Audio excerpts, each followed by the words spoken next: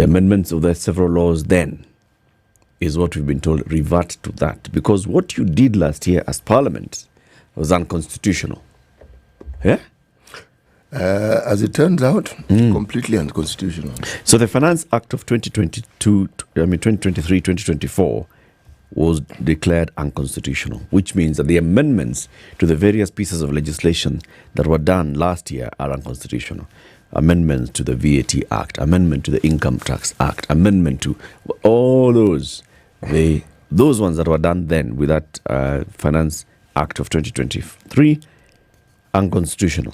So it means that we have the laws before at way. So what does that mean? Who is this that has done this to us? Okiya Mtata, Senator, and others are the ones who took this case to court. Last year, it went to the High Court.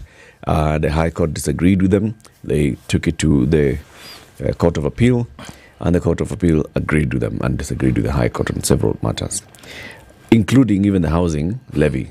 However, the housing levy was overtaken by events because what the High Court declared last year is the housing levy is unconstitutional, but you have to have a framework for managing that levy. And that's when now the Parliament went and established the Housing Levy Fund Act. So that one will remain in effect. Everything else, no. We have to discuss that this morning, and that's what we'll start with at 7 a.m. We'll be joined by Willis Otieno. He's a constitutional lawyer. He will come and give us the interpretation of the Court of Appeal judgment. Okay? So the letter of the judgment of the Court of Appeal, what exactly is it saying and what does it mean? But then beyond that, what are the implications in terms of the finance and the budget? And that's where we'll also be joined alongside Willis. We'll have Jedida Wanjage. Jedida is a public finance specialist with CPE Kenya. She will then be giving us the implications of nullifying the Finance Act of 2023. What does that mean? It's all over the news today. It's among the things that we'll be discussing. Okay? It's Thursday. Therefore, it's a Justice Thursday. And our Justice Thursday conversation today will take place at 8 a.m. We'll be joined by Lady Justice Agnes Murgor. She is a judge of the Court of Appeal, one of the three that rendered that judgment yesterday. But she's not coming to talk about the judgment that she and her colleagues in the bench made. She will be coming because she is the chairperson of the Administration of Justice and Performance Management Committee of the Judiciary. She will come so that she can talk about the Judiciary scorecard. We hosted her last year as well when they just released the Judiciary scorecard, and she'll be here again. How is the judiciary performing in terms of delivery of justice? How many cases, backlog cases, have they cleared? How more efficient have they become? How easier is it to file cases in court? How easier is it to get judges assigned to a case? How easier is it to establish benches? How easier is it to begin, the entire process in court? Is it getting easier or is it not? Lady Justice Agnes Murgor will be here at 8 a.m. and she will be coming alongside Dr. Joseph Osewe, who is the Director of Planning and Organizational Performance at the Judiciary. Dr. Joseph Osewe, basically he is the guy who is running. She chairs the committee. He is the one who runs the show. Sawa. That is at 8 o'clock. And then at 9, we'll talk about how public universities' financing model is affecting students. There's a story in the news today. Yesterday, the president was in Kabete and he spoke about it and said there's a lot of misinformation on this matter. But the people who are actually bearing the brunt of it, two of them will be joining us. Francis Omondi, chair of the Linda Comrades Initiative at the UN, and Michael Soy, who's the head of public service at the UN Students Association. The two students will join us at 9 o'clock to tell us what are comrades saying and how they're feeling about all these things. Yuko aje? Hiyo iko sawa baba. Iko sawa. Comrades wakuja watueleze vile comrade power inasonga. Ndio tusikie namna hiyo tuone mambo vile inaenda. Yes. So in the meantime, let us take a look at the weather forecast. This computer, I don't know. It's also like proceeding on leave. Okay. Coming up, the weather, and then we will look at the proverb and papers. This is the Situation Room, the only way to start your... The weather with SpiceFM. In Nairobi, it's very, very, very cold. It's 12 degrees. That is cold for Nairobi. My goodness. It'll be a partly cloudy day, but it's also very, very cold right now. Kakamega is 15, mostly clear. Kisumu is 18, mostly cloudy. Malindi, 23, mostly cloudy. Mombasa as well, 23, mostly cloudy. Nyeri is 13 degrees cloudy. Nakuru is 13 degrees cloudy. Kakamega is, we've said, 15 and clear.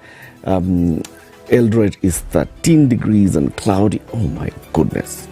Addis Ababa is 13 degrees and cloudy. Kampala is 18 degrees and cloudy. Kinshasa is clear skies at 20. Dar es Salaam is 23 and cloudy. Mogadishu is sunny at 25. Johannesburg is cloudy and very cold. It's 9 degrees. Paris is cloudy at 23. London is cloudy at 19. New York is cloudy at 26 for New York. Mature, intelligent talk every morning. Spice up yourself.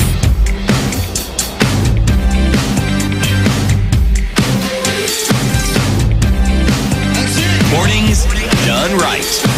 94.4 Spice FM, Nairobi. Okay, so the live stream will be coming up shortly, and then we will see who's online. But in the meantime, City, the proverb? Yes, the proverb. A visible stone does not harm the hoe. A visible stone does not harm who? You. The hoe, H-O-E.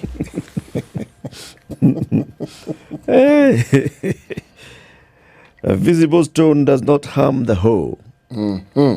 Yeah, okay. If you can see it, there's no way you are going to hit it. There's no way. Yes. Unless wewe ni kichwa maji. Unless wewe ni yako. Unless your purpose was to actually aim at the stone. Uko na gazeti hapo? Niko na gazeti hapa. Wewe nataka gani? Aya, hapana. Niko nazo. Let me give you what's in the Standard this morning. Another one bites the dust. Another Ruto tax law bites the dust. Country's finances in a major crisis after judges declare Finance Act 2023, which the government was banking on after the fall of the Finance Bill 2024, unconstitutional, leaving authorities with option of appeal or reverting to Uhuru's tax laws. Court of Appeal's verdict: number 1, Finance Act is unconstitutional. Number 2, Parliament violated the law by passing the finance bill without budget proposals and estimates. What? Number 3, housing levy dispute has been overtaken by events because of the 2024 amendments. Number 4, Parliament should have written reasons for all rejected or accepted proposals. Number 5, High Court has powers to scrutinize government policies. 6, some 27 sections of laws that were introduced after public participation are unconstitutional. Notable taxes in the finance bill: 1.5% affordable housing levy on gross monthly salary matched by employer. That one remains. 5% withholding tax on digital content monetization. 35% higher payee tax band for those earning over 800,000 shillings a month. 8% exemption of LPG from 8% VAT. VAT on fuel, including petrol, kerosene, diesel, and aviation fuel, had been brought up to 16%. It's been declared unconstitutional. Now it goes back to 8%. 1.5% railway development levy, down from 2%. That has also been impacted, so it goes back to 2%. Turnover tax for businesses whose revenues is 1 million shillings to 25 million shillings, pegged at 3%. That has also been revised. So we'll look at that in detail. The other headline in the Standard today: Azimio chiefs quiz Raila on dalliance with Ruto. And we have a photo here of the Azimio leaders led by Raila Odinga after a meeting of the opposition coalition summit at the SKM Command Center in Karen. SKM is Stephen Kalonzo Musyoka. They are from left: Jeremiah Kioni of Jubilee, Kalonzo Musyoka of Wiper. These people are looking at which from left, usually. From left. So there's Jeremiah Kioni of Jubilee, there's Raila, there's Kalonzo, there's KANU chairman Gideon Moi, there's Peter Munya of PNU, who has already indicated that he wants to exit Azimio. Why was he in the meeting? Maybe that's why he was officially telling them. He was coming out to tell them, wacheni wambie, by the way, ninaenda. Because Martha Karua of NAC Kenya didn't show up. Siaya Governor James Orengo was also in this meeting. He's not an Azimio principal, but he's principally in Azimio. That is a good way of putting it. More DP allies quizzed over protest role. Embakasi Central MP Benjamin Gadiro, the seventh of leaders and officials close to the DP Rigathi Gachagua, to be questioned by the Directorate of Criminal Investigations over protests that rocked the country. Higher, there was a guy called Haniyeh. He was the political chief of the Hamas. He was assassinated in Tehran, Iran. The world has reacted. Because why? Because the leader of Iran has ordered a strike on Israel in retaliation. Where? Hiya. What's in the Daily Nation today? 4 pilots who saved Moi's rule. Today is the 1st of August. So they're looking back at the 1st of August 1982 and what happened. Untold secrets. On the 42nd anniversary of the abortive August 1st, 1982 coup, we trace 4 Kenya Army helicopter gunship pilots who had a frontline role in suppressing the rebellion mounted by junior Air Force servicemen. The quartet, for the first time, speak about the dramatic events, including a successful mission to bomb Nairobi's Eastleigh Airbase during one of Kenya's darkest moments. So the Nation has given this story the entire coverage on pages 2, 3, 4, and 5. And they have a photo here of what you were saying yesterday, how you guys were walking. I think this guy in front is you, City. Which one? He looks like a 24-year-old City Muga. It's Kenyans walking in a queue, displaying their ID cards to security officers after the failed coup. So this is how you were carrying kipande. You carry it. In fact, if you're walking in the streets of Nairobi and you see people walking with their kipande, you know, kuna polisi hapo, kuna army hapo. You knew. And what was the purpose of carrying a kipande? Because military guys have surrendered their kipande, so they don't military have ID. Yes. So we want to know. Yep. Kama wewe ni mmoja wao. Yes, kama iko na kipande, wewe hapana mtu wa jeshi. Well, ID is easily and widely accessible then. Like, could we see that everybody had an ID? No. So those who didn't have IDs, kanyumbani. I don't know what you did. Because first of all, people didn't live in town. So what were you doing in town? Part of the problem was that people had looted. There had been massive looting. Some of it quite hilarious. If you recall, there was a DT Dobie thingamajig opposite the university shop display. Yeah, opposite along university. Yes, some people broke in there and actually got in the car. Then realized this thing is not going to move, is it? They didn't have the key. Well, you do need the key, actually. That's one. Secondly, you also need to know how to drive. There's that little detail. Yeah, so, yes, but people had been looting. The moment the announcement came into being, and I think some people knew about it even before the announcement, people came into town and looted. Looted, literally. People carried fridges, cookers, everything. Prior to that, many of these shops you see in the CBD that have barriers and they didn't have it. No, they didn't. It was just glass. After that, you saw everything. Wow. Maybe a small wire, but nothing to prevent somebody breaking and walking in. After that is when you saw those things which sort of like roll down. Even it comes to the evening, so there's no display at night. Yes. So the aftermath of that is when now the army came in. And people, if you happen to be in town, you had better have an identity. Where? Yeah, because usually you'll find the armed people waiting, but there's also a lorry down there. So if you don't have, you just head towards the lorry. Yes, kama una kipande ingia kwa lorry. Hiyo utakuja sema baadaye. Tusisumbuane. I know this is the army, eh? Yeah. It's not cops. It's army. It's army. Bas.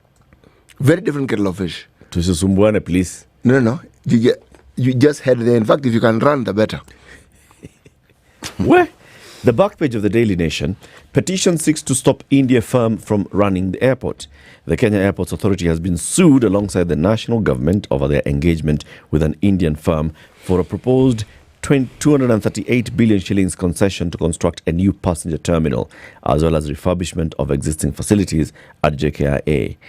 Isaac Lango Guyo wants the deal proposed by India's Adani Airport Holdings Limited declared unconstitutional on grounds that the procurement process has been rushed and having the process bypassed the required procedures.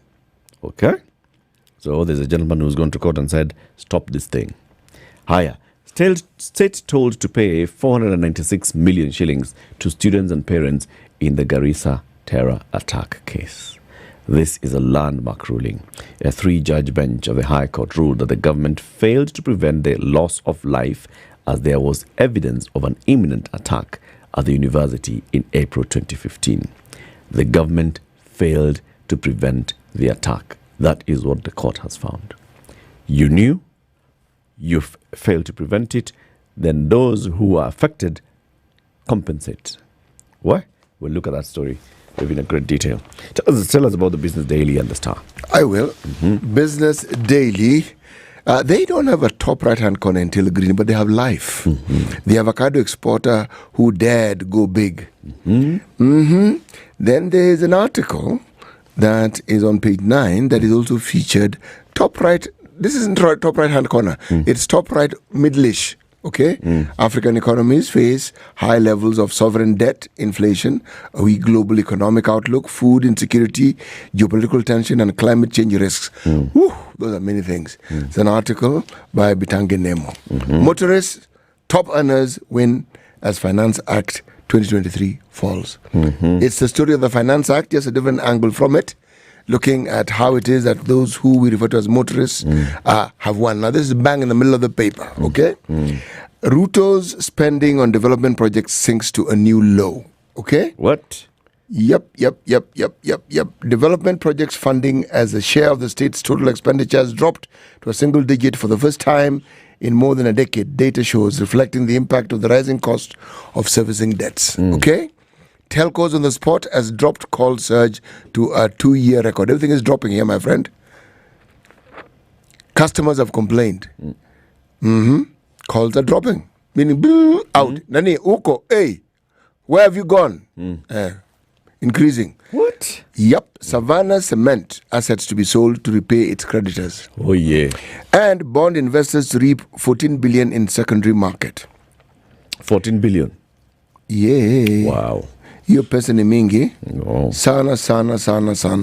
Wow. Yes. Now let's look at the Star, shall we? Okay. Now, top right-hand corner until green. Controversy. New twist. Puzzle of Gachagua impeachment. Okay? All right. We've read that in other stories. I think every paper has that story except the Business Daily, telling us about how people who, it is said, are allied or close associates of DP Gachagua are being called in to say this or the other. Answer 1 or 2 questions. Yeah, but then there are people who are saying, look, we've heard some quarters, some members of parliament, and the focus is on a certain member of parliament who comes from a certain constituency in Kiambu, and they say, what is this impeachment thing you're talking about? What do you mean, impeachment? All right? Again, court awards Garissa terror victims 500 million shillings. Okay, that is the same story as the one that you read. Now, this one is an interesting one. There's a survey that was done, okay, and this survey found something very, very interesting in this country. And now, it's not one of these things that you'd say, well, you know, what do you mean it is interesting? Well, this is, let me tell you, and determine for yourself how interesting you find this is, okay? More than 167,000 Kenyans identify as female sex workers. More than how many? 167. They've identified. They asked them, what do you do? I'm a sex worker. I'm a sex worker. Yes, employment, sex worker. Business, sex worker. And 32,000 men have also identified as men who have sex with other men. 32,000? Yes. Okay, them they just have, it's men who have sex, not necessarily for trade. Yes. They have, these are ones who've said, I do this. MSM. I'm a sex worker. Okay, this is what I do. So that is... The men, are they sex workers? Yes. The 33,000 men who have sex with other men are doing it for money? Not all, but they... Okay. Not all. The details are found on page 9. Okay? So when I look at the details on page 9, I'll be able to tell you all these details and I will comply with what you're asking. Okay. Bang in the middle of the paper, eyes on Bunge as MPs vet cabinet nominees. The people whose pictures appear are the defense docket nominee, Soipan Tuya, interior docket nominee, Professor Kithure Kindiki, lands docket nominee, Alice Wahome, education docket nominee, Julius Ogamba, and health nominee, Dr. Deborah Barasa. So, the vetting begins today. Yep, it does. And in fact, the star has actually indicated the schedule. Who starts? The first, Kithure Kindiki, followed by Alice, then Dr. Deborah, then Julius, and then Soipan. Then tomorrow, another list. Saturday, another list. Sunday, another list. Kithure is the first one. Kithure is the first one, according to them, today. Okay. But I need to mention something which is of importance. Something that has never happened before has happened in the financial sector. Kenya receives its first Islamic bond listing on the NSE. Yes, this I had to mention. Okay. Sawa? Sawa. 22 minutes to 7. Let's take a look at traffic and then we will look at the stories in greater detail.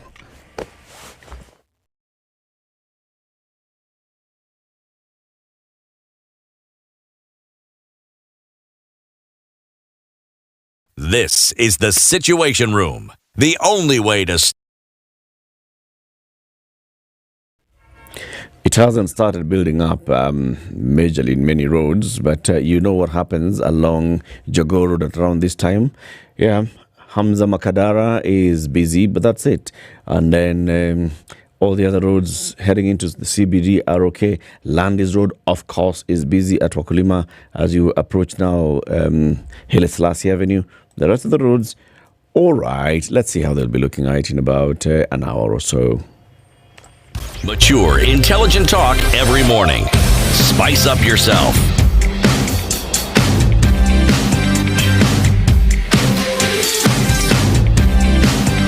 Mornings done right. 94.4 Spice FM, Nairobi. Okay, so let us look at those stories in detail, right? I want to start with this one on Garissa because this was a landmark one. The government's failure to provide a plausible counter to an allegation made by the victims of the Garissa terror attack is among the reasons the court awarded them 500 million shillings. The allegation was that a senior police officer flew his daughter-in-law to Mombasa in a plane that was supposed to transport special units for their rescue mission. The victims told High Court judges Anthony Ndongo, Mogore Dande and David Kamei that on 2nd of April 2015, the General Service Unit Wrecker Squad was scheduled to be flown to the university to handle the attackers. However, they were delayed due to the senior police officer flying his daughter-in-law to Mombasa. The victims argued that the situation could have been different had the officers been facilitated to respond quickly. Despite the government's claim that the victims had no proof, it did not provide its side of the story regarding what transpired, causing the officers to arrive late at the scene. Additionally, the court found that although it was necessary for the KDF to intervene, the government did not comply with the law on the deployment of disciplined forces. The judges noted that the government never filed a report before Parliament as required by law. So they deployed the military who were nearby, okay? Then later, what you're supposed to do by law is you go back to Parliament and say, by the way, this is what we did. There was an operation. There was an emergency situation. We deployed KDF and this is what they did.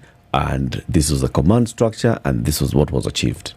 The three-judge bench found that there was a major failure by the authorities for not acting on intelligence indicating a looming attack. They observed that warning letters to students were dismissed as April Fool's Day banter. The bench, headed by Justice Ndongo, awarded each of the 148 persons killed in the incident 3 million shillings.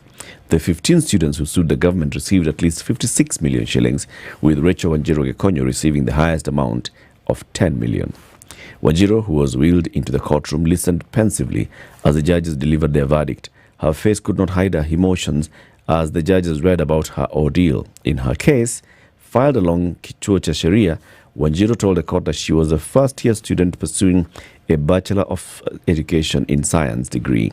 She narrated that sometime in December 2014, students received threats through letters dropped at Garissa Road, warning them to leave the institution. In March 2015, remember, first time they're receiving the letters was December 2014. March 2015, the university principal asked the county commissioner to beef up security. However, for a population of 1,000 students, the court heard that the officers were only increased by 2 to 4 officers. She painted a picture of a dismissive but unprepared government. On the fateful day, Wanjiru recounted that she was in a classroom at around 5:30 a.m. with Christian Union members for morning devotion. Shortly after holding hands for a prayer, they heard a loud bang at the door and 2 masked men stormed in. To their horror, the first terrorist shot the student leading the prayers in the head and then embarked on their murderous mission. Wanjiru contemplated jumping out of the window but feared that the terrorists might pursue her. She laid facing the wall, waiting for her turn to be shot. The attackers first concentrated on students huddled on one side of the room. They then shot her in the back, and 1 bullet penetrated through the ribcage. Wanjiru testified that the terrorists later started shooting the students in the legs to confirm whether they were dead. In a room with 30 students, only 7 survived, but she was left disabled. Other students who were maimed received between 7 and 7 million and 1.2 million as compensation. The 3 judges believed that had the government acted swiftly and on prior intelligence, lives would have been saved. Landmark ruling, this one. I am very puzzled to date about the happenings on that day. How far is the military base from this university? Not far. Precisely. Police. Are we being told that the policemen who were at the police station, which is also not far, Garissa is not a big town, okay? That even when the first shots were fired, there is nothing that could have been done. I mean, this whole story is absolutely bizarre from day one. From day one. This story of the aeroplane that took someone's daughter-in-law, God knows where, is the only plane we have in this country that can ferry these people. Of course not. Huh? We have an entire air force with planes. We have an army that also has aircraft. Are you telling me that the government could not even commandeer a private plane to take people? The Iraqi squad drove to Garissa. They were arriving there late in the afternoon. The people... Have anybody... We've seen a parading of young men who, it is said, were the masterminds of this. Yeah. What about the security people whose docket, one, intelligence lay in, those who, this particular officer who supposedly ferried God knows his daughter-in-law were, the chain of people who had the information and did not act in time, have any of them been prosecuted? Not yet, but I think now with this ruling, with this judgment of the court, now it opens the door. It opens the door for now another investigation. So the court has found that there was slow action by the government. Okay? It opens the door for either establishment of a committee to relook at what happened here, review what happened, or even Parliament opening an investigation and saying, okay, we'd like to call in all the people to come and tell us what they knew and what they did. Start with the students, let them say, we received these letters, we saw these letters, let's go into the school administration, the vice chancellor, so what did you do? The vice chancellor maybe saying, I sent and requested for beefing up of security. The local OCS or OCPD saying this is what I received and this is what I did and this is what I believed could be, and this was the much I could afford to give more officers here because of, on the day itself. So who heard what first? What action was taken? OCS maybe will say, I heard it and then I sent my officers there, and when they got in there we found that there were gunmen who were inside the hostels. So because my men are not very well trained on how to then approach this, it was then advised maybe from the higher ups, okay, you do not engage because you don't know what you're dealing with. We need specialized people who know. Clearly this is a terror attack. Okay, then intelligence. What had you known? By when? Whom had you informed? What did they do? All that. all that. It opens the door for actually just opening this lead again and saying, can we see what happened and what lessons can be learned? There's a National Counter-Terrorism Center as well. They can come in and say, by that time, I think they'd already been established. What did you do? What did you know? What did you know? All those things. All those things. But it is a landmark ruling. The only thing here is they've been awarded this money. What the next phase is what happens usually in this country. Court awards you money. For states to actually give you this money, it'll take a long time. People die before they receive any award that was due to them. And yet, you will find cases of people whose cases were decided just the other day, and you'll be told they have already been paid. You know, this rot that we keep speaking of, it is so deeply set. And every time we look at the outcomes, the consequences of it, people are dying. Yep. And usually it's young people who are dying. Yep. And then we say these are needless deaths. Okay. Right. Let us look at the story on page... You asked me this story on page 9. Shall I look at it? Please. All right. This is what happens. Key populations, you've heard the term, it refers to people who are disproportionately affected by HIV compared to the general population. And you count also, this one, the count I was telling you about, which found 167,000 Kenyans identified as female sex workers and about 32,000 as men who have sex with men. This is the country's second major estimate of the national count of sex workers and gay people. The first was conducted in 2012, okay? It also the first estimate of transgender people. Transgender describes people whose gender identify is different from the gender they were thought to be when they were born. Okay? The current analysis was conducted by researchers from the National AIDS and STI Control Program, used to be called NASCOP, and the Key Population Consortium of Kenya and Partners for Health and Development in Africa. This is a consortium that conducted these. Others were Global Health Program of the University of California, San Francisco, and the Institute of Global Public Health of the University of Manitoba in Canada. Consortium.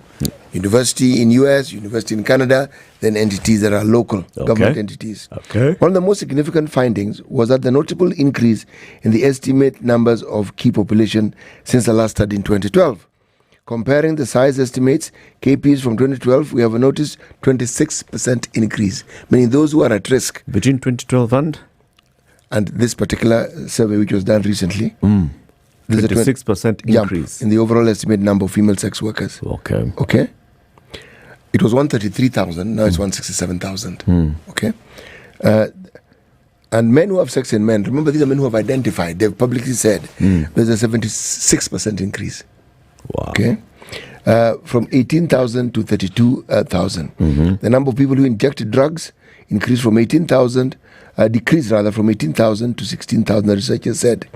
The data suggests that these increases might be both due to a genuine rise in these populations and improvement in the mapping and estimation techniques. The decrease in people who inject with drugs was attributed to the expansion of medically assisted therapy programs in recent years. Okay.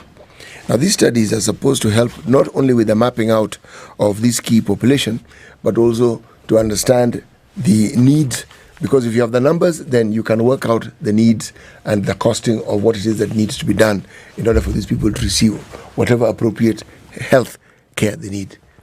I wonder. Ask. When they were conducting the research, are they conducting research among the key populations, among the population, not key population, but among the people who have tested positive for HIV, and then asking now the second question of what do you do? Or is it from the general population? Are we saying that, for example, the 33,000 men and the 60,000 women that are mentioned in this survey, not all of them are HIV positive? Not necessarily. They are not necessarily. These, let me answer the question in the order in which you asked it. It's a general population survey. It's not targeted. They were not targeting necessarily people who are HIV positive, because to determine prevalence, you need to target the general population, because Because it's random. People who volunteer to be tested, and from these people who come in is when you get the information. And that gives you an estimate of what it is that you do. So the point of contact is at testing? Yes. Okay. So there's at point of you encourage people to come for testing, for HIV testing. And when they come in, now they give you this information. Yes. There'll be a questionnaire usually, and it's from that questionnaire that you get the information. Yes. Okay. Okay. Okay. Because I was just wondering how they went to the just general population like that randomly and stopping people. No, excuse me. Excuse me. Wait. Do you have sex? Yes. And do you have Do sex you make with money out of it? Yes. Okay. So. And you're a man. Yes. Okay. Do you have sex with men? Okay. Okay. Do you make money out of it? No. Asante sana. We are conducting a research with the University of Manitoba in Canada, and we were wanting to find out just for your, just so that just to know, but just as a simple question, are you transgender? I think, what on earth is that? No, that's not how it is asked. Okay. Yes.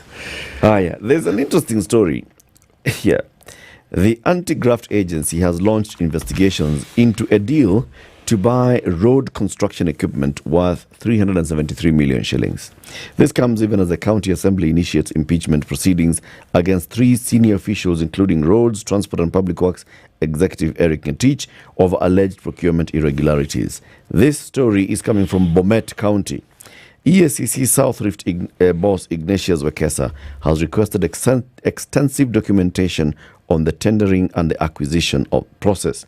The officials are facing allegations of non-disclosure of facts, flouting financial management laws, and misuse of funds. The equipment, 5 graders, 5 tippers, 1 roller, and loader were bought over a year ago with the aim of upgrading rural roads. The EACC is seeking 26 crucial documents to help with the investigations, including approved budget for the financial year, approved procurement plan for the financial year, procurement requisition, approved memo seeking approval, advertisement, and advertisement notice, and all these other documentation. Bomet County. Questions being asked. They bought some road construction equipment, and the EACC is like, how did we get to this decision? Well, in a country where wheelbarrows cost millions of shillings, and they're manufactured here locally, surely. Getting tippers and graders and rollers and anything for only 300 million is not bad. Those are expensive things. Those are very, very expensive things. And by the way, why do you need to buy them when you can actually lease them? That's the other thing. Because, to buy them, it means maintenance and all, eh? Not only maintenance. First of all, do you have personnel who can actually, because this equipment requires specialized training. I could argue that perhaps, or it could be argued that there are enough people in this country who are trained. And then, after that, maintenance, etc., etc. Let me just look at this story on this Eyes on Bunge. Thursday, we mentioned. Friday, we are expecting those who will go through the process as Dr. Andrew Karanja, Agriculture, Aden Duale, Environment, Eric Murithi, Water, David Sirhi, Roads, and Dr. Margaret Nyambura, ICT. Saturday, you guys are working over the weekend. John Mbadi, Treasury, Salim Vuria, Trade, Rebecca Miano, Tourism, Opio Andai, Energy, Kipchumba Murkomen, Youth. Sunday, Hassan Joho, Mining, Alfred Mutua, Labour, Wycliffe Oparanya, Cooperative, Justin Muturi, Public Service, and Stella Langat, Gender. I mentioned this because I want... Oh, the last two not yet, eh? No. The AG and the EAC. No, those not yet. Not yet. Not yet. So Kithure Kindiki starts today. Yes, today. You were saying something. You're saying you're mentioning this story because of something. Yeah, I mentioned this story because there's all this talk about the litmus test as to whether Parliament is actually going to do due diligence. Yes. And I would like to know what it is that they're going to ask. Well, I don't need to know in advance. They'll probably ask, and if I watch, I will know what they're asking. But all these stellar questions that relate to Chapter 6 and all these things that relate to suitability, are they going to be dealt with? And if so, the conclusion as to who will have gotten a tick, will it have been applied? This is what I would like to see. I would actually like to hear, when these committees begin, to hear what kind of petitions they've received from the public. Because you see, the letter and spirit of the Constitution is that the President will nominate his choice of ministers and the public will approve his choice of ministers through the National Assembly. It's the public. If we all just look at it and understand that it's the public, the sovereign, who are actually given this opportunity, not given the opportunity, who have the opportunity to vet the president's nominees to cabinet and principal secretary and all these offices, then the public becomes more engaging and more active. So I'd like to see how many petitions from the public, or memoranda rather from the public, have been presented on each of these nominees. I'd like to see, for example, the question that the MPs will ask, because the questions will be informed by what they are also told. If the public, for example, has come out and pointed, Kithure Kindiki has been a minister in the Interior docket for the last 2 years. He's been nominated by the president to continue serving in this docket. What was his performance for those 2 years in the docket? He began the process of exhuming bodies in Shakahola. Has he finished? Has he given us sufficient answers as to what has happened in Shakahola? Do we know what has happened in Shakahola? Has he finished? Has the process of identifying these bodies commenced and finished? Have the families that have reported their kin missing been given any sort of information on what's happening? Is it sufficient information that's been given to these families? Have they been given closure? Do they have their bodies to go and bury? Has that process been concluded? What's going on? If someone come and said, Kithure Kindiki should actually be saying what has happened in those 2 years, because this is grave. This is more than 400 people. Bodies that have been exhumed from the ground, and you still haven't finished. It's big questions to be asked. Should we take the question also to the North Rift? We go there to the North Rift as well. Yes. Kithure Kindiki, as minister, was given the task to make sure that you quell the violence in the north. The president went there and said, if Kithure Kindiki, you need to camp here, camp here. Kithure Kindiki himself said, if I need to camp here, I'll camp here. But we are going to finish this nonsense once and for all. He said, we are going to identify the people who are behind these killings in the north. Has anybody been taken to court? Have you heard of anybody being taken to court? Is there complete and total peace in the area?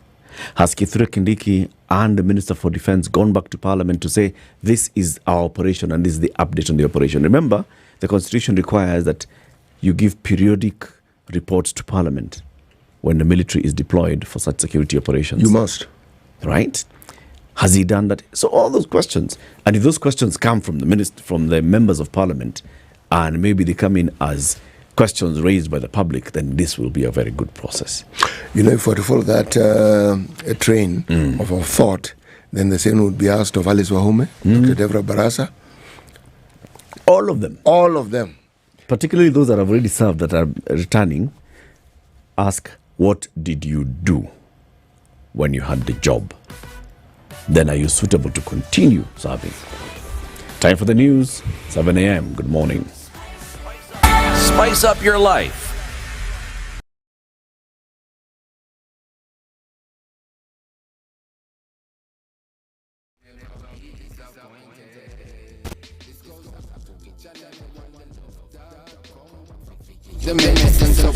Good morning, this is the News Wire. I'm Leah. National Assembly Appointments Committee chaired by Speaker Moses Wetangula will today commence vetting President William Ruto's cabinet nominees, an exercise that will come to an end on Sunday.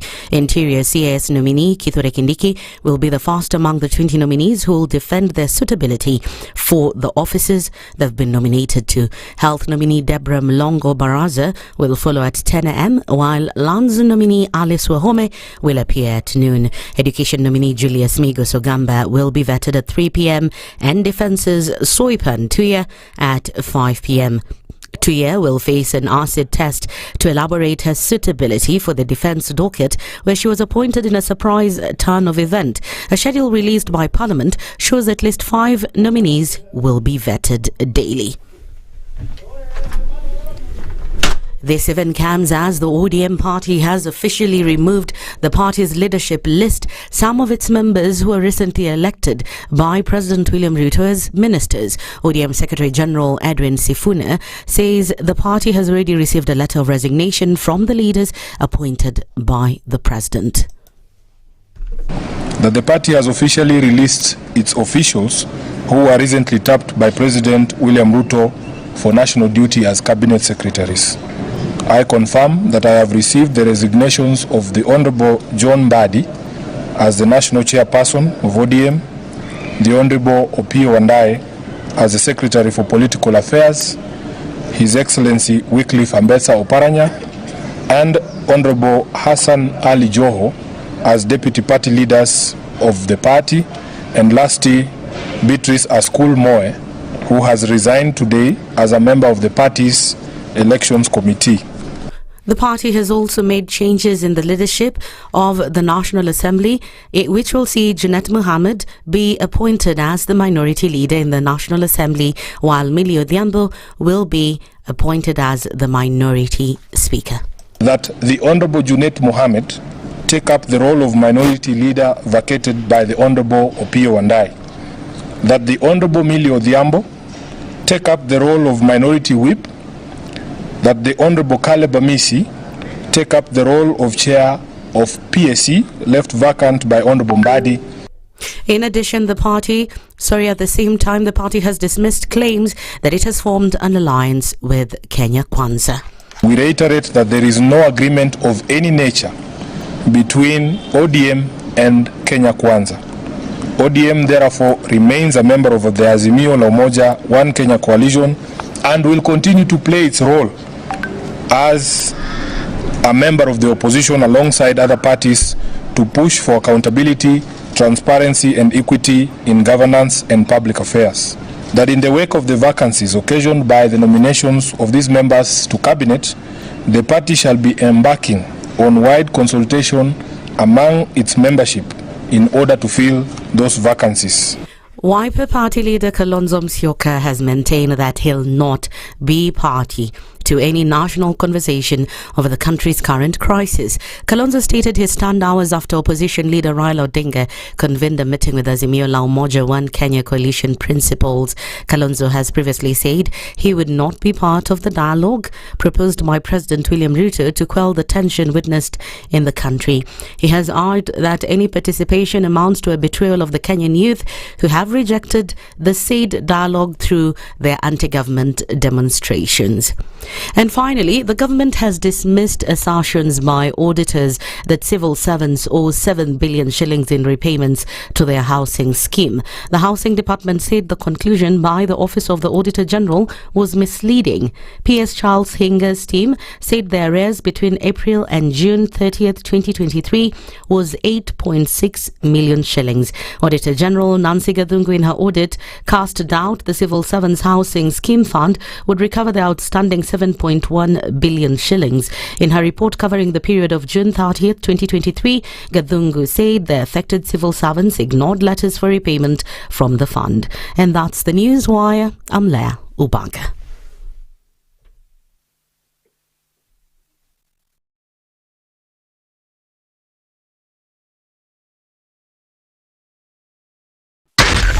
SpiceFM, Nakuru.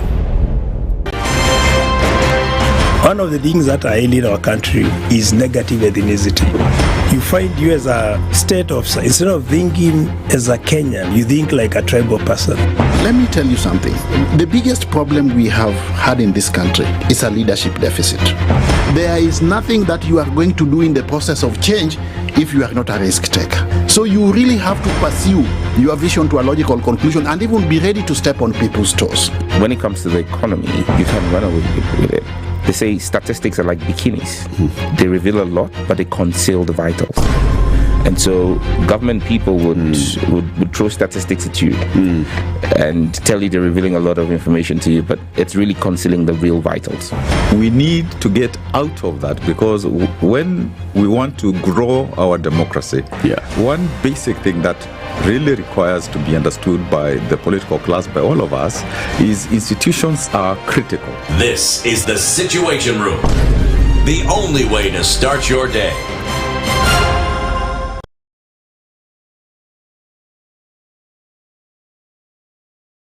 What's happening on the roads? Yes, it's 7 a.m., so it's going to get busier and busier. We start with the usual busy roads. Landis Road is busy. Jogoo Road is busy at Makadara. Thika Superhighway is starting to build up, and with, of course, Kiambu Road, the interchange at Muthaiga, it stretches all the way to Utalii, and Muthaiga it goes all the way to Ambogo Road, so just be patient there. Mombasa Road heading into town is not looking bad at all, actually. It's just okay. Aerodrome Road into Bunyala Roundabout is starting to build up, and then Lusaka Road as well at Nyayo Stadium Roundabout is also starting to build up. We know what happens in Ngong Road this morning when you get into the junctions. They start to build up, and then inside Dennis Pritt Road, there's something happening this morning. It's quite busy all the way to State House. Is the president leaving? Maybe. Because as you head into Dennis Pritt and even out of Dennis Pritt, it's looking busy. Dennis Pritt going all the way to Woodlands Avenue, going all the way to Rose Avenue. There's something there that's happening.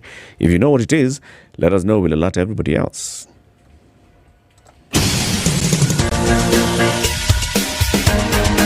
This is The Situation Room, the home of hard-hitting political commentary and penetrating insights about the state of the nation. This is a talk radio experience like no other. The Situation Room, a place for hard truths, debates, and elevated conversations. The Situation Room, witty, political, engaging, deep, controversial. In the room, we have C.T. Muga, researcher, academic, seasoned political observer, a fountain of wisdom in these politically uncertain times. Ndu Oko, Nigerian by birth, Kenyan by choice, communications expert, Pan-Africanist, a truth seeker and believer in people power, and Eric Latif, agent provocateur, the man in the chair, seasoned journalist, news hound, a man who believes in punching up, not down.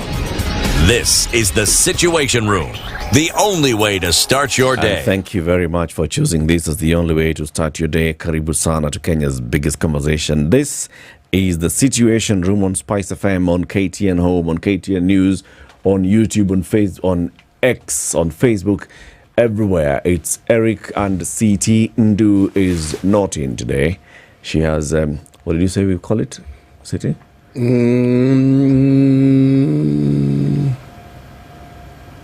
Leave. She has leave. She has leave. Did we call it leave? Yeah. Yes, we did. Okay. What's the other term for leave? Leave. Likizo. Oh, yeah. So thank you very much to everybody who's tuned in and everybody who's joined us everywhere across the country and across the globe. Remember what we've been talking about. We've been talking about how to save your money and make sure that the money is actually growing in value. And that's what Britam would also like to remind you. So go to britam.com, ke.britam.com. Okay?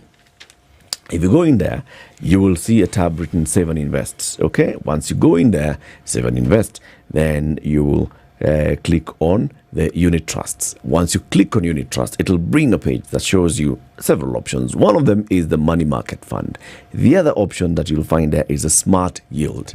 So choose any of those two, and then it opens another page that tells you. So just fill in the information. They'll ask you how much would you like to invest, for how long would you like to invest, how regularly would you like to be topping up, if you're topping up, and so on and so forth. So you put in the money, and your money will grow. How much per annum for the money market fund, City?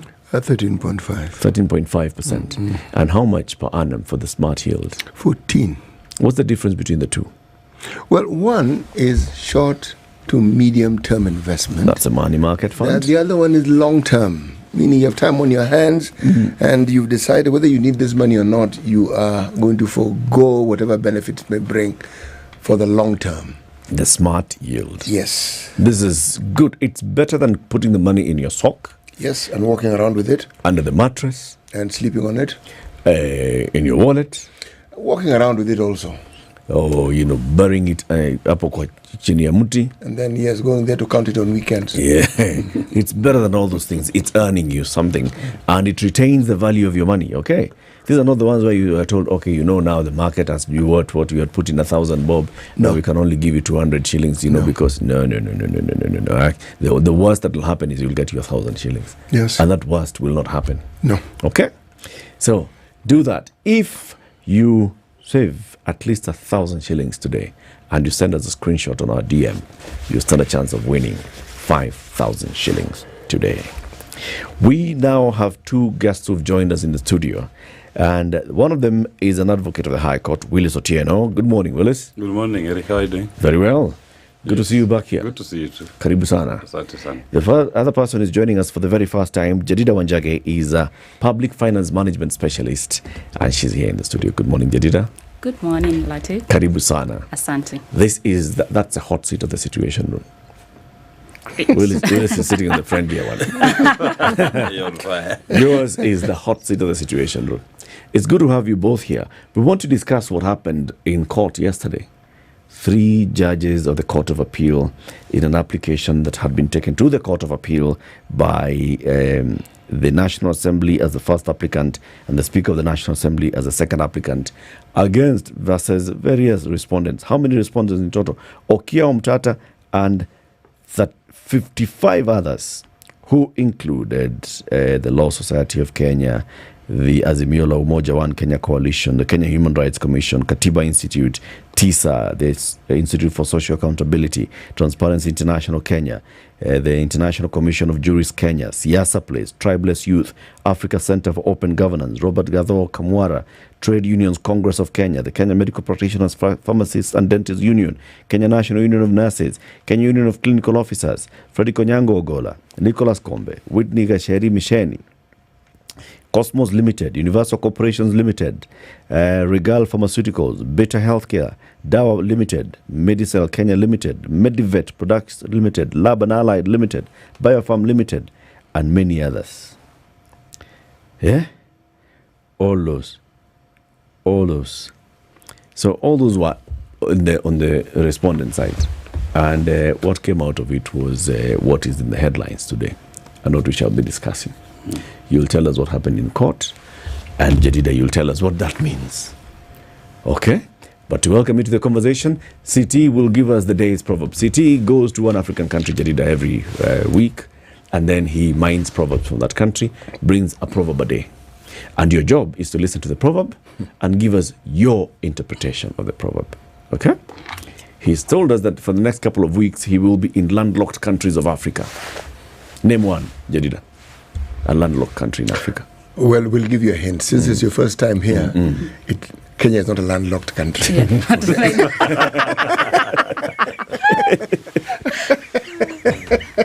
a good hint, right? It's a hint. Now you can continue. Name any landlocked country that you know. Landlocked countries in Africa. In Africa.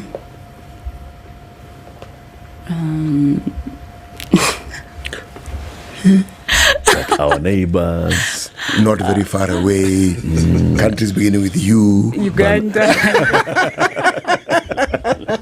Very good. See? Very well. Yes. Yeah. Now you're here. Yeah. Now you're with us. Okay. Siti. Yes. From where are this week's proverbs? We are in the Republic of Burundi. You know how we in Kenya boast of 47 counties? Them, they boast of 18 provinces. Okay. And one of the things that Burundi is known for, as well as Rwanda, is the hills that they have. Now, Burundi has 2,638 hills. So there are many hills. Okay? It is a population of around, 11.8 million. Not that many, but many. If you look at the size of the country, there are actually very many people. Now, the proverb. A visible stone does not harm the hoe. A visible stone does not harm the hoe. The hoe. Jembe. Okay. A visible stone does not harm the hoe.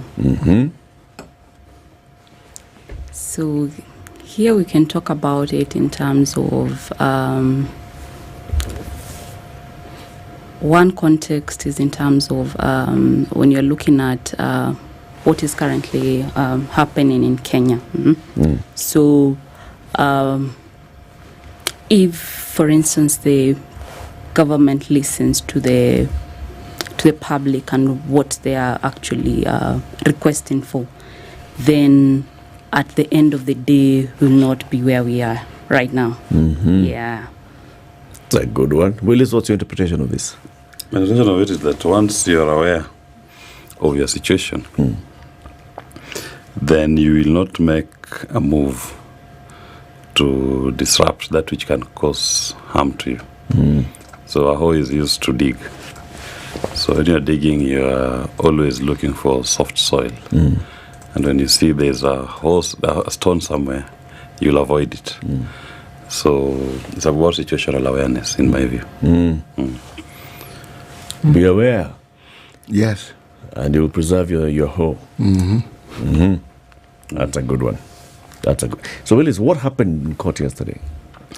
In summary, what happened in court was that the Finance Act 2023, and I must say this, a Finance Act is a revenue-raising legislation that amends so many laws. Income Tax Act, VAT Act. It sets out how government intends to raise its revenue, and it increases, if need be, the charges or the tax imposed on those revenue legislation. So the court declared the 2023 Act illegal, unconstitutional, null and void.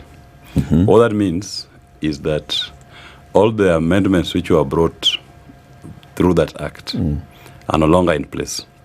And we are back to the 2022 amendments brought by the 2022 Finance Act. Now, Kenyans need to understand that this year's Finance Act bill was rejected. Yes. Last year's Finance Act has been declared unconstitutional. Now, William Ruto has been unable to come up with a finance legislation for the 2 years he has been in office. But you still have a budget, an appropriation. How are you going to fund your budget, if you don't have commensurate revenue legislations that is going to fund that budget? Before you get there, how did we get to the Court of Appeal? We got to the Court of Appeal from the High Court. The first cases were filed before the High Court. And the High Court declared certain sections to be unconstitutional, but preserved some. Did all these 56 entities go to the High Court all of together? them were parties. No, there were different cases. So there were different cases. And then they were subsequently consolidated and had. But in the High Court, it's actually interesting that you mentioned this. In the High Court, the court had looked at what is the budget making process. And they said the budget must have estimates of revenue and estimates of expenditure.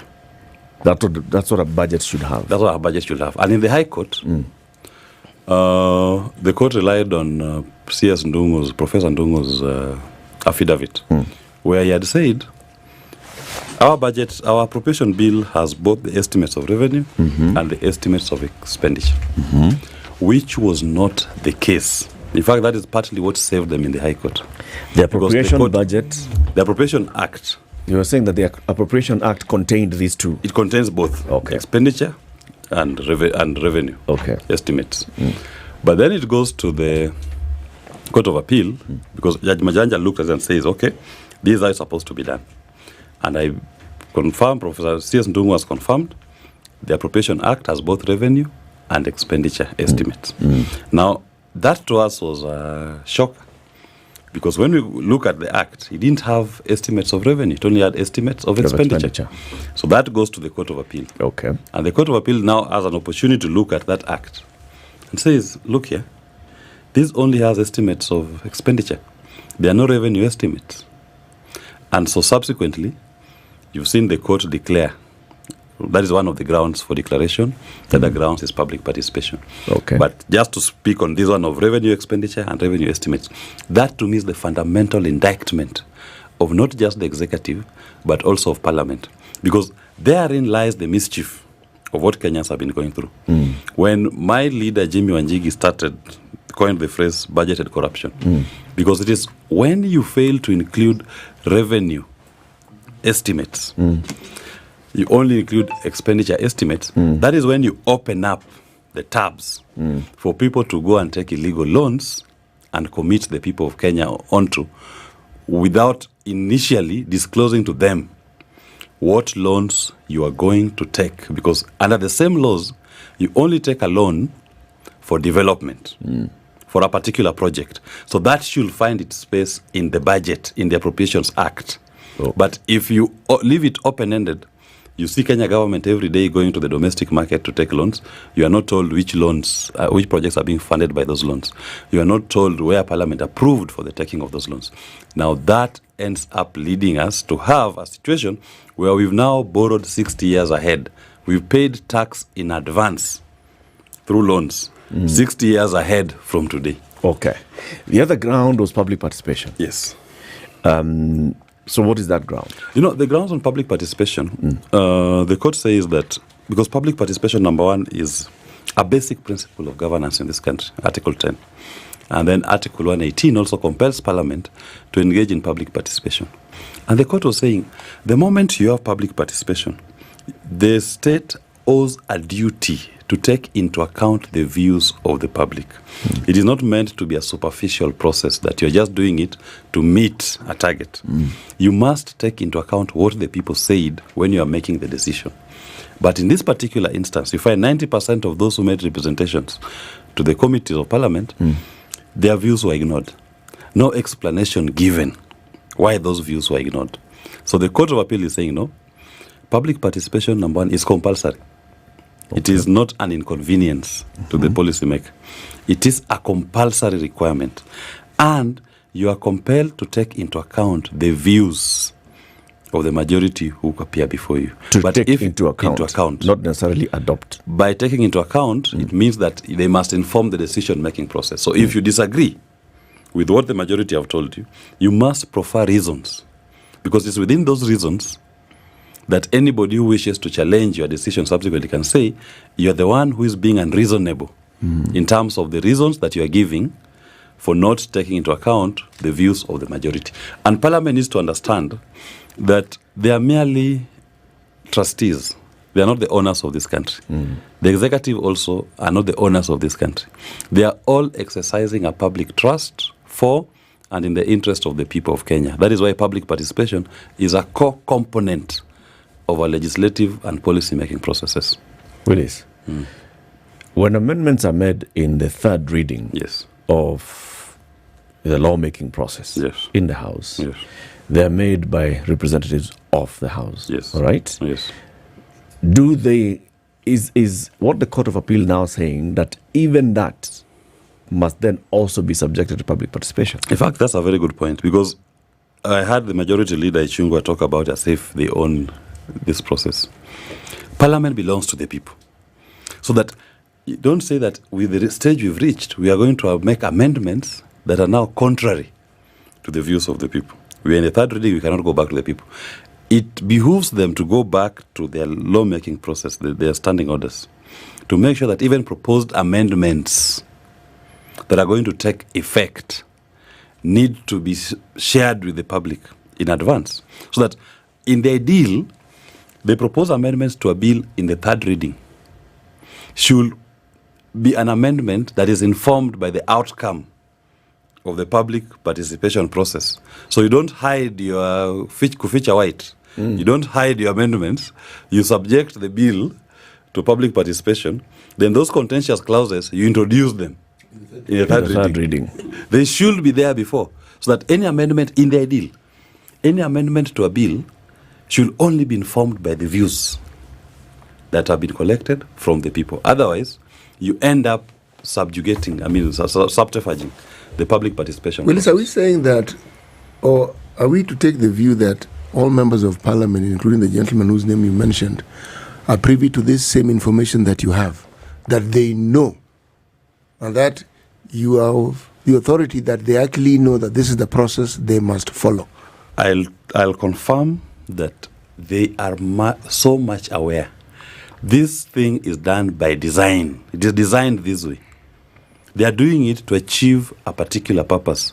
And that to me tells you the criminal mind. So we're imputing mischief. Yes. And actually, I call it a criminal mind. It's fraud that is designed, and all they do now is to execute it. So where they're being caught is at the execution phase of that fraudulent mind that they have. They're aware of it. All right. So one of those petitioners who took the case to court in the first place is Senator Okiya Omtata. He's also joined us in this conversation, and we'll bring you in shortly. Senator, good morning. Morning, Ndugu. Good to see you here. Thank you. Karibu sana. Thank you. Good morning, Willis. Good morning, Senator. Sister, and morning, brother. Yes, brother, I'm very well. Thank you. It's good to see you. Senator Jedida is a public finance management expert. Yeah, I know. And she's here to, break it down for us. So this thing that you took to court and the decision that has come out of court, what is it going to mean to our budget and to public finance management going forward, right? So Jedida, just top level observation from this. What would reverting to the Finance Act of 2022-2023 mean today? Reverting to the Finance Act of 2022 might be a bit difficult for the government, because first of all, we've had a number of issues. For instance, if you look at interest rate, if you look at the current precedents that are happening at the moment, going to the Finance Bill or Finance Act of 2022 will be a bit challenging. But basically, let me talk about it in terms of 4 key issues. One is the issue of the money bill. When you look at it in terms of the money bill talks about taxation. So, and when you're looking at taxation, there are 2 specific issues under the Finance Bill of 2023 that led to it being unconstitutional. And one of them is the issue of lack of what we call provisions extended in the Kenyan's Roads Board Act, and 2, the Unclaimed Financial Assets Act. So basically what the government can be able to do is ensure that these 2 are subjected to public participation. And when you're talking about public participation, let's talk about meaningful public participation. Because public participation is about not just listening to people, but giving them reasons as to why didn't you pick our proposals, for instance. Look at it in terms of the finance bill for 2022-2023. They didn't give reasons why there was they didn't pick, or they picked certain clauses of the finance bill. Then also looking at it in terms of, for instance, the housing levy. Even Okiya Omtata was present to it. Everyone was rejecting the housing levy. That's what we're talking about. Meaningful public participation. Listen to the people at the end of the day. So in terms of one, discriminatory, in terms of fairness, in terms of fairness and equity, the principles of public participation, or the principles of tax. We are talking about not overburdening the taxpayers. At the same time, when you're trying to get revenue, ensure that you do not overburden the taxpayers. So those are some of the challenges or key issues that have actually led to this finance bill being unconstitutional. Another one, he's talked about it, of course. It's about the legislative processes and also the concurrence between both the Senate and also the National Assembly. So basically, I'll break it into those 4. But fundamentally, it's just looking at those 2. That is the Kenya Roads Board Act and the Unclaimed Financial Assets Act. Yeah. Let's take a break at this point. We'll continue this conversation shortly. Just seeking to understand, so what does this mean? The Court of Appeal and the judgment out of the Court of Appeal yesterday that said the Finance Act of 2023 is unconstitutional. After the rejection by the people of the Finance Bill of 2024, the government was reverting to just the amendments that had been contained in the Finance Act of 2023, like Willis Otieno has told us. But now that has been declared unconstitutional, so we go into the amendments to the tax laws that were in the 2022 Finance Act. How much money can the government raise then with a budget of 3.9 trillion shillings expected expenditure? What will happen to this? We'll be back shortly. Good morning. This is the Situation Room, the only way to start your day.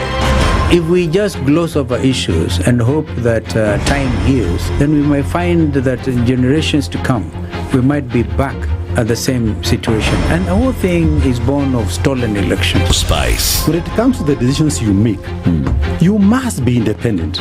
There's no way you can allow one institution to dictate to you how you're going to conduct your operations, how you're going to decide cases. It's a no. When you weaken the institution to the point where they cannot take action, then you realize that politicians have to come up and now start dealing with the issues. That conversation has to die. Our politicians do not like the hard stuff. We must insist on the path of doing things right, whether popular or unpopular. Money changes hands. That is a fact. If you have political goodwill at the highest top, like in Rwanda, then corruption will be an issue of the past. If you don't have political goodwill at the top, we will pass laws, we will amend laws, we will continue passing laws and re-amending laws, and nothing will happen. This is the Situation Room, the only way to start your day. The weather with SpiceFM. It's very cold in Nairobi. It's still 12 degrees and partly cloudy in Nairobi. How's it looking like in Mombasa? Mombasa cloudy at 24. Malindi cloudy at 25. Kakamega mostly sunny at 17. Eldoret foggy this morning at 13. Nyeri is cloudy at 13. Nakuru partly sunny at 14. Basically, it's just cold across the country.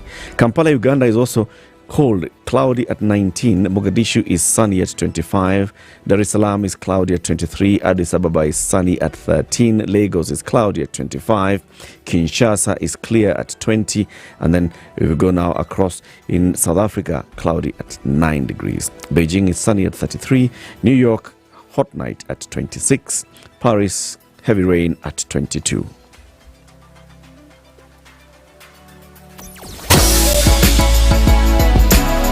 Spice and everything nice. Spice FM. Spice up your life. There was some traffic issue along Dennis Pritt Road this morning, coming all the way up to State House Road. That is easing off a little bit. It's getting a bit better, but this is coming off State House Road into Dennis Pritt Road. I don't know what's happening along Dennis Pritt Road, particularly when you come to link up with Rose Avenue. Something's happening there. If you know, let us know. Tag us on X. There's also traffic on Ngong Road coming into town, and then so Ngong Road into the road that heads into Yaya Center, it's busy, and then Ngong Road coming towards town at the City Mortuary roundabout is also very busy. Landis Road, as you know. Jogoo Road, as you know. Thika Superhighway and Kiambu Road, as you know. It's traffic time, so just be patient wherever you are. Mature, intelligent talk every morning. Spice up yourself.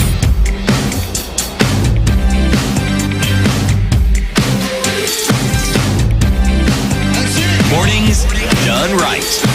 94.4 Spice FM, Nairobi. Our conversation continues with our guests this morning. Jadida Wanjage, Public Finance Management Specialist, Willis Otieno, Advocate of the High Court, and Senator Okiya Omtata. Senator Okiya is one of those that took cases to the High Court, and it has also now then gone to the Court of Appeal.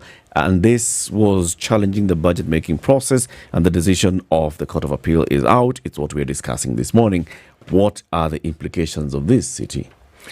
Just before we went on the break, thank you. Okiya Omtata, the good senator, had begun. He had said, in his view, Senator, in your view. Yeah, in my view, Ruto must go. Because What is the grounds for removal of a president? Inability to govern. One of the grounds. And Ruto is unable to govern. Resetting him to 2022, whose budget was that? It was his and Uhuru's. Yeah, that was Uhuru's budget. Uhuru was the president. He alikuwa spare wheel. Uhuru was the president. Now, his budget is now supposed to be spending. We are supposed to be in the. He should be executing his third budget. The one inherited from Uhuru is unimplemented, the 2021. Yeah. Because Uhuru virtually from June 30th, 2023 was basically a lame duck. We're just holding for somebody. So he's done who implemented that budget. The second one was the one that was 2023, the Finance Act that has been rejected by the courts. And the third one is the one that was rejected by the public. So if he cannot pass a budget, he's unable to govern. Because the only policy document you have in a government is a budget. So if your budgets are rejected twice, you lose legitimacy to govern. He cannot govern. And that's one of the grounds in the Constitution for removal of a president. So when you say Ruto must go, it's not an idle call. It's a call that this country needs somebody who can govern it. You've heard what our sister has said, Jeddah, that going back to 2022 is going to create a lot of complications.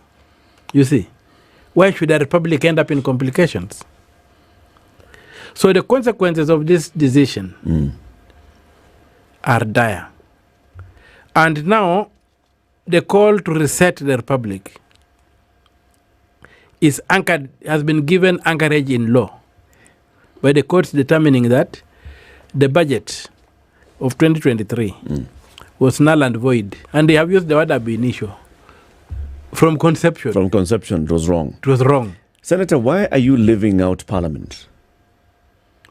Now, Parliament has budget-making powers. It has budget-making powers. The budget is the one that has a problem. Parliament has budget-making powers, but the budget-making powers in Parliament have been corrupted. Yeah. Both by design of the executive and whatever. One of the things is that this budget is supposed to come to the Senate. If you look at Article 249, Clause 3 of the Constitution, it expressly states that Parliament shall ensure that constitutional commissions and independent offices are adequately funded. The only budget-making process is under Article 220 and 221. There's no other special mechanism. So, when the Senate does not participate in it, Article 249 is violated. And that's then a failure of the system. So, for me, Parliament approved that's the National Assembly. It's that which approved that budget. And the National Assembly has entered into bed with the executive that they don't bring the budget to the Senate. They avoid the Senate like the plague. So the 13th Parliament must go. The National Assembly. The National Assembly of the 13th Parliament has no business continuing to be in power. One, it was invaded and the people snatched back the delegated power when they invaded that house. Number two, it has got into bed with the executive and does not allow the budget to get to the Senate. So the Senate is denied the chance to input in the budget. Then it has come up. What did the Senate do about it? There's been litigation which is ongoing. There's litigation ongoing. So the Senate then cannot be lumped together with the National Assembly. So the National Assembly and the executive having gone to bed and made two budgets that have been rejected by the public and by still the public, even through the courts, and the public through the street, have rejected these budgets. Then this House and the executive have no business being in power. Okay. They should go, and we need to have new elections to institute that House and to institute an executive to govern this country. Otherwise, with all these achievements, will morph into nothing. And as a result, as regards the judgment, you have been having this question of auditing the budget. And this judgment has made something very, very critical clear for me. And I'm very grateful for it. It's something we've been urging, and I urged it very much in my petition. And by the way, my petition was the only one that was allowed 100% the way it was. The others, the allowed sections. Mine was allowed 100% the way it was. And among the issues was what is the limitation on the tax-making powers of the Republic? Can anybody just wake up and do taxation? The court said no. There must be a law made by Parliament. And ultimately, the taxes must be used for a public purpose. It doesn't end with the law. So when you talk of odious debt, which we have been saying, and when you go to the doctrine of odious debt, which was established when the Americans invaded Cuba in 17-something and we threw out the Spaniards, and the Spaniards had borrowed a lot of money in the name of Cuba, and they were saying, okay, America, you are the new masters, now you have to pay these debts. The Americans said, we cannot pay money that was not spent on Cuba. You borrowed money in the name of Cuba, but you spend it on Spain. Cuba cannot pay that money. So that's how we established the law, the international law of odious debt. The courts are reaffirming that here by saying that how the borrowed money, how the taxation is used is very important. So we come up with the doctrine of odious debt now. So when we audit our public debt, the audit does not end on what was borrowed. The audit must go to what was it spent on. And if the money benefited a regime or the owners of a regime, like we are saying the Eurobond did, then that is not a sovereign debt. That is a regime debt that cannot be paid by the sovereign. It must be paid by the regime. And so if it's obligatory that the sovereigns have to pay it, then the sovereign have to recover it from those people who are in the regime. So if Uhuru borrowed money that did not go to a public purpose, or Moi, or Kibaki, or Kenyatta one, then we have to go to their estates and recover that money if we pay that loan to whoever is claiming we borrowed the money. So this for me is a very, very foundational judgment. There's the issue of public participation and other issues that the Land Council has clearly explained. They're very fundamental. But there are also issues in the decision that require me proceeding to the Supreme Court. The issue that the money that has been taken from Kenyans using this law cannot be recovered because there's a presumption of innocence needs to be tested. Because a presumption of innocence cannot over a presumption of constitutionality. That's the word, isn't it, Wakili? Yes. A presumption of constitutionality cannot be relied upon to overcome a finding of unconstitutionality. The court has made a finding of unconstitutionality. And Article 2, Clause 4 of the Constitution says, anything in contravention of the Constitution, including in laws, is null and void from the beginning. So the court, for me to say that the money that was taken from Kenyans in terms of the levies on housing and whatever cannot be refunded is something we need to go to the Supreme Court to determine. The other issue for me that is very critical to go to the Supreme Court that the court did not address is the question of at what point is the concurrence by the speakers of the two houses, on I think it's Article 114, or at what point do they concur? And the court says that they agree with the High Court that there's no need for concurrence on the finance bill because the finance bill should not go to the Senate. And clearly you have seen that Article 249 talks about Parliament making the Senate. Article 93 defines Parliament as being the Senate and the National Assembly. So we need to go and test that. And what I've seen is that the National Assembly, the Senate being a small house of only 47 voters, we have 67, but only 47 vote. So when an issue comes, the House becomes more deliberative because everybody knows each other. So that peer pressure makes you be very focused on what is happening. Number two, the Senate does not expand, has not been corrupted with any funds. the National Assembly has been totally corrupted by CDF. So when the MPs go there, and I think in the last budget, I think the CDF per MP was rising to 200 million.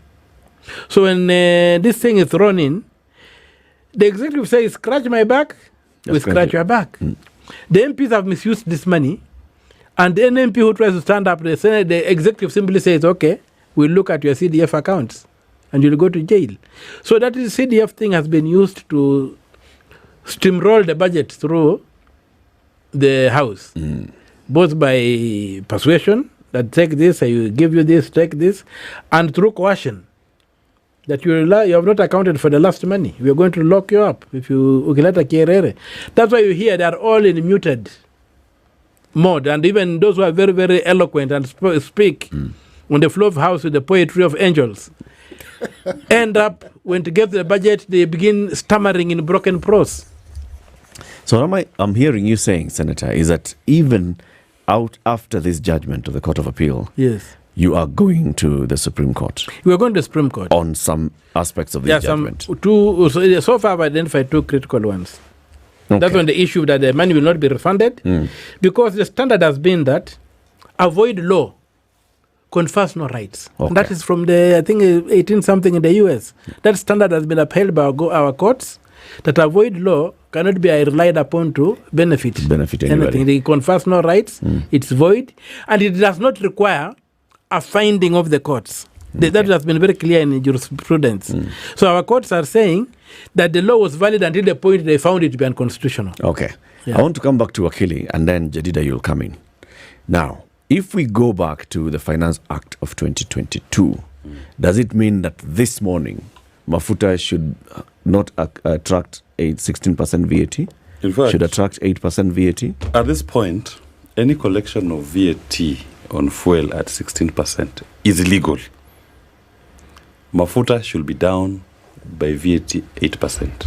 I think it's just not illegal. It's a contempt of court. It's actually illegal. It's theft. Yes, theft. It's actually theft. Someone is robbing you. Yeah. It's actually theft, and the pump attendants and the petrol stations that have still maintained their pump price at 16% VAT are stealing from Kenyans and should be charged.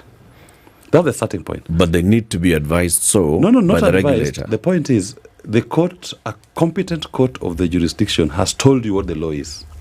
You don't wait the regulator to tell you, because the regulator is not a supervisor of the courts.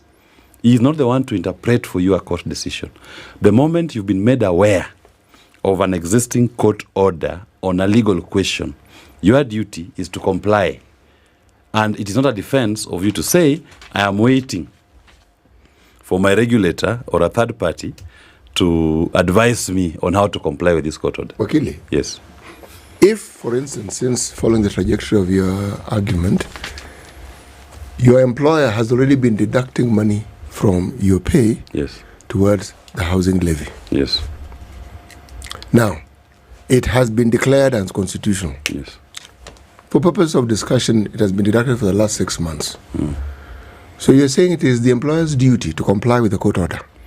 It is the employer's duty to comply with the court order.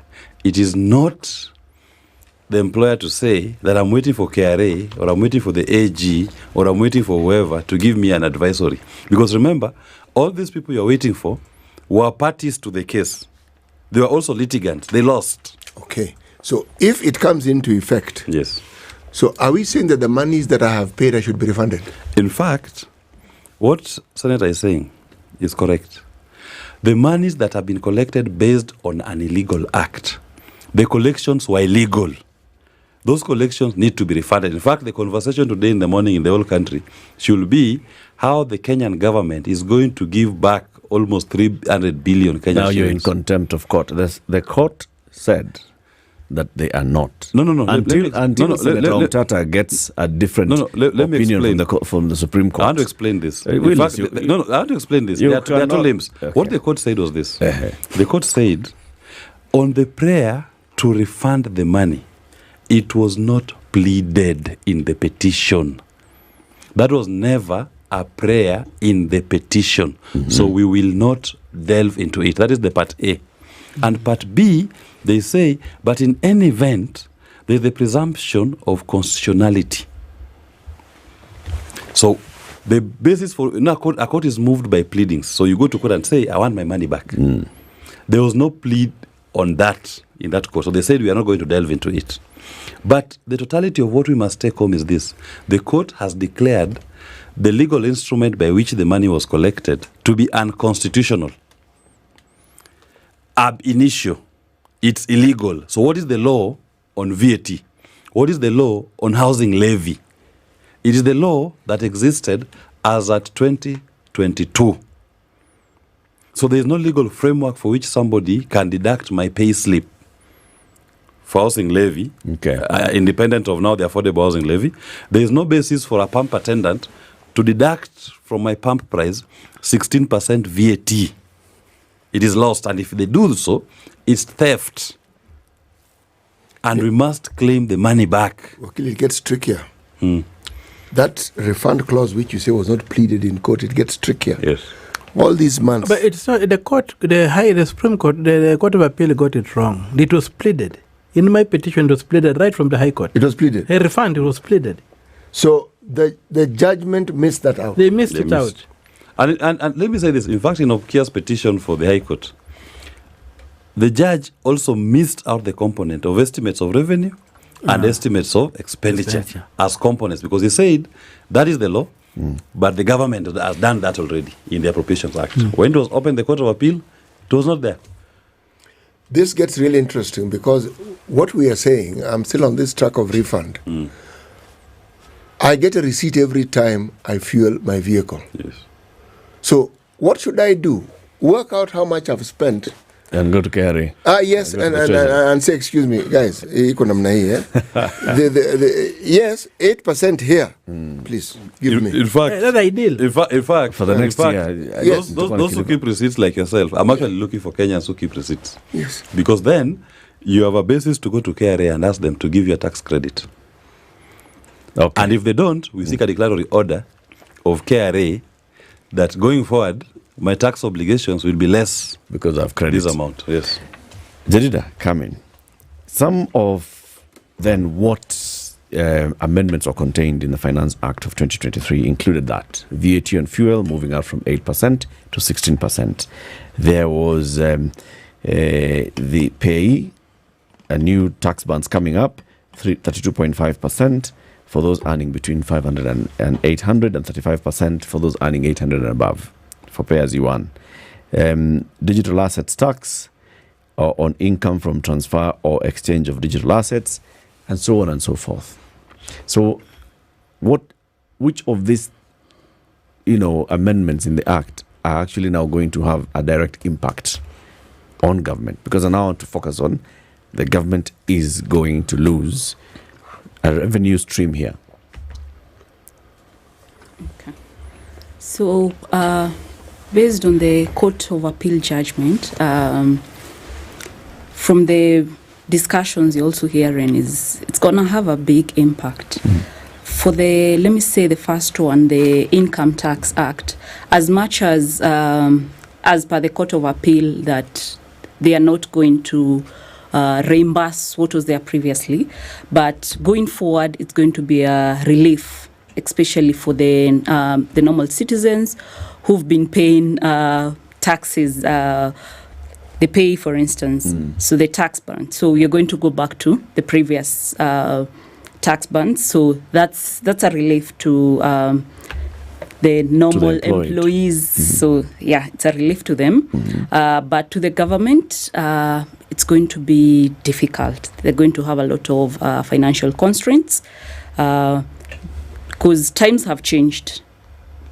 During that time vis-a-vis right now, there have been a lot of changes that have been happening. So the government is going to have to, for instance, reduce the loopholes in terms of taxes so that they can be able to collect, that's efficiency, to collect taxes with less loopholes so that they can be able to get exactly what they're supposed to have in terms of the budget at the moment. So maybe let me say immediately that is something that's going to affect both the government and also the private sector. Looking at, for instance, you're talking about investors, it's also going to have an impact in terms of investors because the lack of confidence in terms of the government, for instance, because things are changing rapidly, you know. At one time, you're not sure how much you're going to make in terms of income, in terms of the investments that you're making. So it's going to have a very big impact even for the government at the end of the day. So the government has to really, seal the loopholes. That's the point. They need to seal the loopholes so that they can be able to collect as much tax as possible.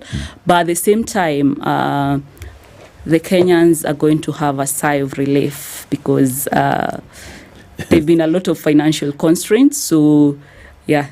But this sigh of relief will also come with a cost, right? So sigh of relief in terms of how much is coming out of your pocket, but then also there's going to be an impact in terms of service from the government, right? Yes. So, for example, in 2022-2023, the budget then was 3.2 trillion shillings. Yeah. In fact, when the president came in, he said, I want to cut this budget by 300 billion shillings. Okay. This year, the budget with the supplementary budget proposals is coming to 3.9 trillion shillings. There's an extra 700 billion shillings of a budget difference between now and then. So should the government review the entire budget and go back to a 3 trillion shilling budget? Okay, that's a discussion that's a bit challenging in terms of what you've just said. Look at, for instance, education, right?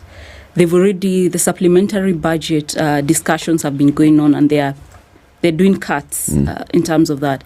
So there's going to be a lot of difficulties in terms of, for instance, providing just the normal basic services that we get from the government. So it's going to be challenging because, again, another budget cut, can you imagine? So it's going to be challenging. If you look at, for instance, they've already done a lot of budget cuts for very big top MDA levels. So you can imagine now continuing to reduce these. It's going to have an impact. The TSCs, it's already going to affect them, right? With the current supplementary budget discussions are still ongoing. Okay, let me ask the question a different way.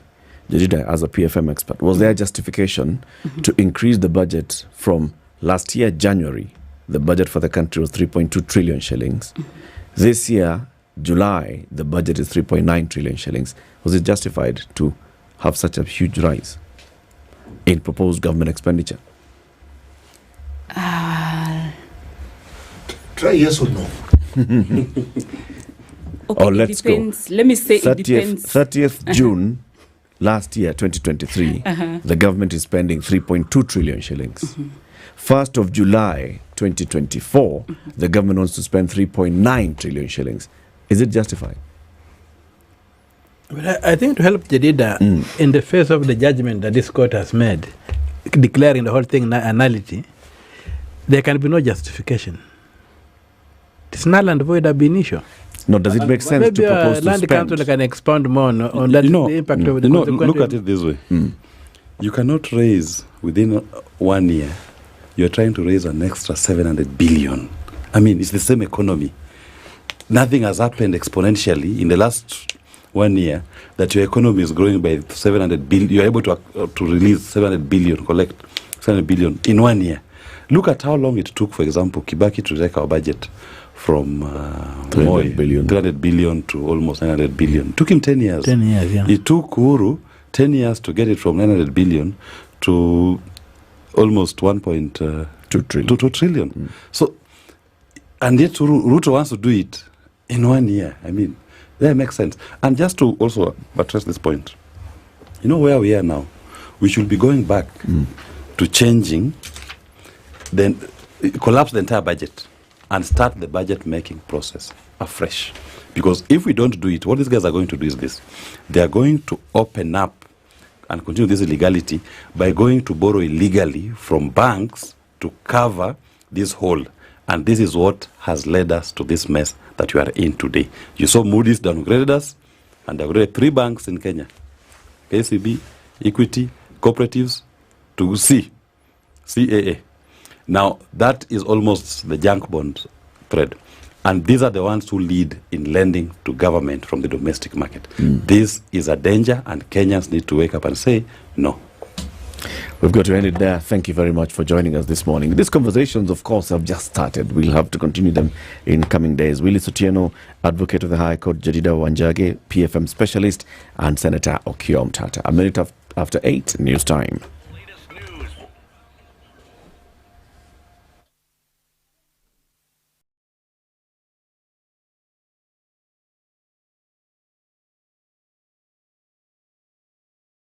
Good morning, this is the News Wire. I'm Leah Ubaga.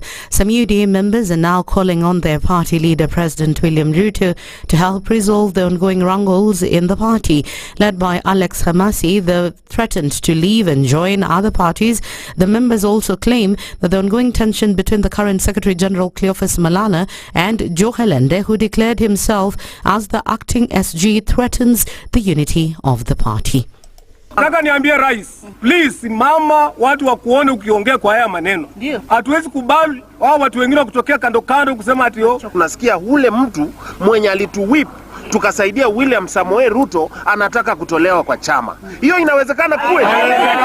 Cleophas Malala akitoka kwa chama saa hii, sisi wote tunatoka kwa chama. Cleophas Malala tukisikia anapiga nduru, sisi ndo tutapiga the loudest. Rais William Samoei Ruto, jitokeze. Wacha kunyamaza, ongea. UDA National Chairman Cecil Mbarire has assured all members that the ongoing conflicts will be resolved ahead of the meeting set for tomorrow. I wish to assure all our members that as the NEC, we shall make sure we resolve those matters in a fair and best way possible, and the party will be back on its feet, and that will not allow what we've seen happen to continue. And more than 167,000 Kenyans identify themselves as female sex workers, and about 32,000 men as men who have sexual intercourse with their fellow men. A new estimate of the country's key population indicates that people who are disproportionately affected by HIV compared to the general population. The new count also found the country has 16,063 individuals who identify as people who inject drugs and 10,951 transgender people. This is the country's second major estimate of the national count of sex workers and gay people, as the first one was conducted in 2012. Some NCAs in Busia County continue to pile pressure on Governor Paul Otuoma to reshuffle his cabinet and fire ministers and senior officials linked to corruption. Led by Marachi MCA Simon Minor and other officials, Concepta Omondi and Beatrice Kinyi, they claim some ministers have failed in offering their services as required to Kenyans. Gavana, uko na maono mazuri sana kwa hii kaunti yetu. Na sisi kama waheshimiwa sasa tumeamua, mtu ambaye hafanyi kazi tunaanguka naye. Awe PNP, awe chief officer, awe CEC, tutaanguka naye. Because we want service delivery in this county. Vile umeona kule juu, kiongozi wetu ambaye ni President Ruto ameangalia akaona mambo hayendi vizuri. Si namna hiyo? Wewe pia unafaa uangalie hapa kwako. Matayos South MCA Dennis Okinda has further urged the governor to address the issue of stalled county projects due to non-payment or payment delays. Nataka kuwa na ombi moja tu, Excellency. I know you mean well to the people of Busia, na mimi nakuomba hivi, please intervene and avert a possible crisis at Nasewa Kaib. Mimi nimetembea Nasewa siku mbili ambazo zimepita, Mheshimiwa Governor, na nikaona kazi ni kama inasimama. And I'm reliably aware, Your Excellency, kwamba you met the contractor several times and you promised his payment, which is not yet forthcoming. Please, tusaidie kama watu wa Busia na watu wa Matayos. That's the News Wire. I'm Leah Ubaga.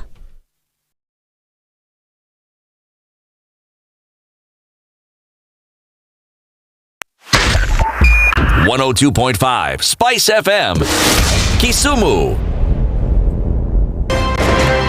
Thank you very much, Eric, and it's good to be at the Situation Room. Always a pleasure coming here. This is the most challenging interview panel in Kenya. You guys are very well informed, and as you can see, Charles today very philosophical. To be poor in this country is the greatest sin you can commit, not just from a legal perspective, but from life generally. It is very, very skewed. We've just heard on the floor of Parliament, just most recently, a leader within the ODM saying that Sisi ni ng'ombe is a baba. Yeah. Which means that you are willing to be milked dry. Hapo. You cannot force me to believe. I'll give way. If it's land that I'm told to return to you, I will. Okay? Because the court has said so. But I'll continue saying, watu wamenirusha. That's all that I'm doing. The Situation Room, Kenya's biggest conversation. The man who looks at a beautiful girl and doesn't talk to her will end up serving lunch at her wedding. Hiya, City. Do like that. My father has killed a mouse. Will he fail to kill a man? Ameua panya. Small mammal, big mammal. Mtu atamshinda. How are we comparison? I mean, you kill a mouse. What are they saying? What they're saying is, my father has killed a mouse. Will he fail to kill a man? Name, surprise. Someone's name. The name surprised you? No, the name is surprise. No, what am I saying? I'm from Nigeria, man. I met somebody called I Believe. So your name is I Believe? Yes, my name is I Believe. But that's the short form. I said, excuse me? I said, yes. My name is I Believe. So what's the full name? I believe in the goodness of The Situation Room, Kenya's biggest conversation.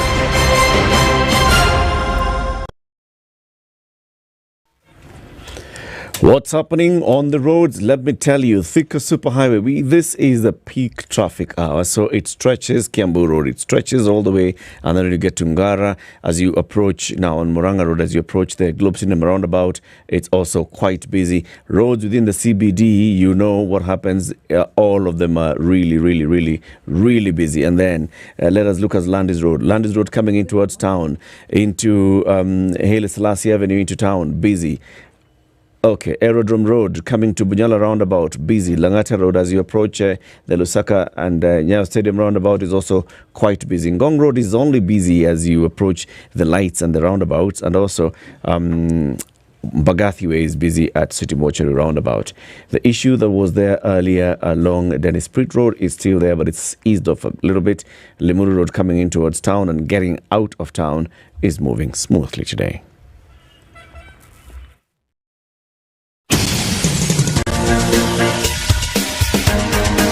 This is The Situation Room, the home of hard-hitting political commentary and penetrating insights about the state of the nation. This is a talk radio experience like no other. The Situation Room, a place for hard truths, debates, and elevated conversations. The Situation Room, witty, political, engaging, deep, controversial. In the room, we have C.T. Muga, researcher, academic, seasoned political observer, a fountain of wisdom in these politically uncertain times. Ndu Oko, Nigerian by birth, Kenyan by choice, communications expert, Pan-Africanist, a truth seeker and believer in people power, and Eric Latif, agent provocateur, the man in the chair, seasoned journalist, news hound, a man who believes in punching up, not down. This is The Situation Room, the only way to start your day. It is indeed. It's 10 minutes after 8, and thank you very much for keeping this one locked on SpiceFM. This is Kenya's biggest conversation, broadcasting from Nairobi on SpiceFM, on KTN News, on KTN Home, on YouTube, on X, on TikTok, on Radio Garden, to the world. There's somebody who's saying that it's just clocked midnight where they are. They've just entered into August. We're 8 hours into August already. And they've just got into August. There are those who are already heading towards the 2nd of August. Everybody, they're all tuned in. Asanteni sana for keeping it locked here. City. Yes, please. If somebody wanted to get more information and even to open a new account with Britam Money Market Fund, the Britam Smart Yield, and they wanted to send a message. What number do they send a message to? Well, actually, you don't just send the message. There's a word you need to use, because if you just said Mimi and then you send the message, it Sasa. won't, VP, no, it won't work. The word smart, and you send it to 21778. 21778. Yes. Okay, you'll get more information about the Britam Money Market Fund and the Britam Smart Yield. Yes, you will. Tell us, what's the Britam Money Market Fund? Well, this is what happens. You have money, and we are accustomed to the word saving. That's what you do when you have an account with a SACCO or your money in a bank. But the money market does a little more than that. It ensures that the money gets the best yield it possibly can, and Britam offers you 13.5% per year, per annum for that. But then it doesn't stop there. There's a smart yield account which offers you a little more.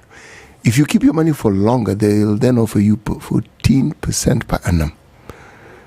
Now, it doesn't mean that you don't have anything to do with the money, but it's better than putting in your sock and walking with it.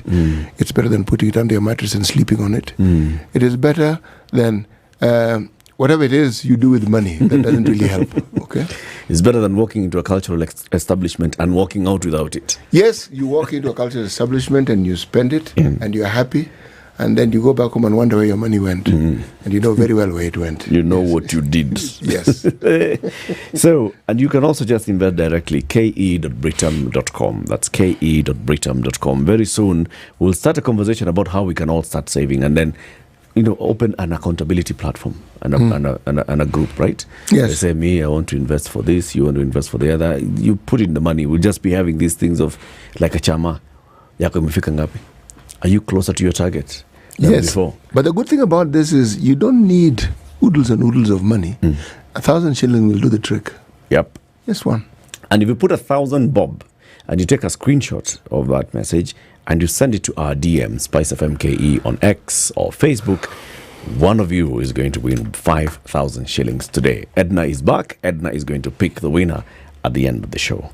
So it's the 1st of August 2024. Welcome to August. It's Thursday. Welcome to Thursday. It's a Justice Thursday conversation happening for the next 50 minutes or so.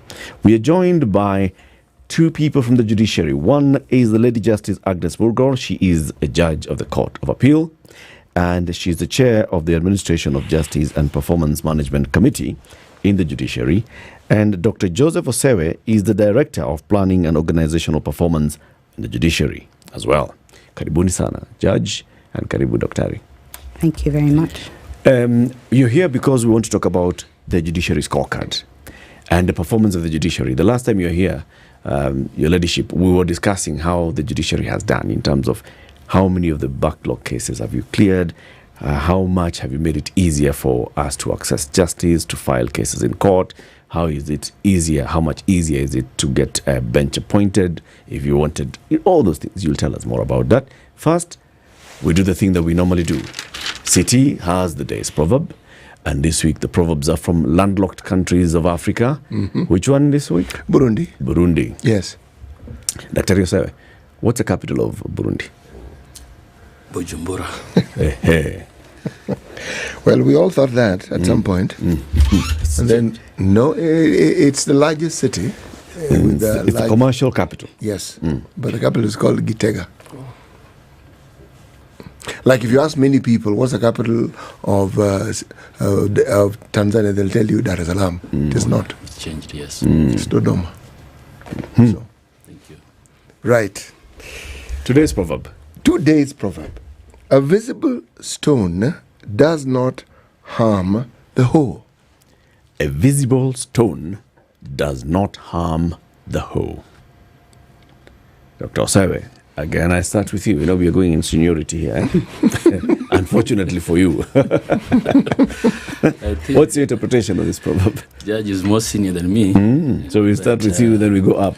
When you are digging and you can see the stone, so chances are that you are not going to land the hoe there. Yes. So it will not harm it. So you will probably look for a softer spot as you're digging. That is my basic interpretation to it. Thank you. What do you think the Burundians are saying? What's the message?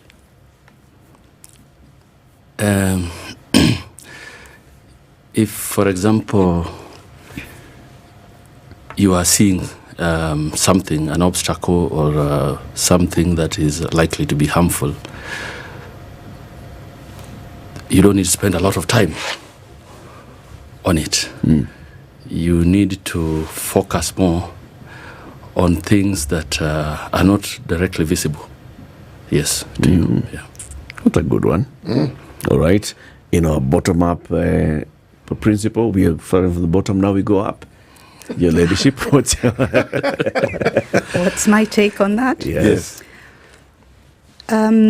It's actually a very, very wise proverb if you think about it, because what it's actually saying to us is if we're able to see ahead and see what is coming, then we are able to avoid pitfalls, or we're able to capitalize on whatever it is that we're seeing coming up ahead.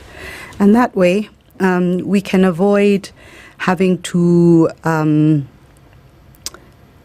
destroy or hurt ourselves as people, or even that hoe. We will not destroy it in the process, and that way we will continue to have a hoe with which to dig the shamba. Very well. You've both prosecuted it very, very well indeed. Yes. See, the beauty of Proverbs is you actually can't be wrong with your interpretation. True. Because we're actually asking you to tell us how you relate to it, and you've both done an excellent job. Thank you. Asante sana. So again, starting with you, Judge. Now, a performance of the judiciary. The last time you were here, again, we were looking at the judiciary scorecard. So first, for those who have not heard this conversation before, what is the judiciary scorecard? So, the judiciary scorecard is a report, basically, on what the judiciary has done year on year. It tells us whether we have actually performed as a judiciary. It tells us whether during that year we were working as judges, magistrates, and staff of the judiciary. It tells Kenyans that we're accountable to you for everything that we do as a judiciary, and therefore we're reporting back to you to tell you that during the year, this is what we have done, and we think that we have performed optimally in some areas, and we haven't done so well in other areas.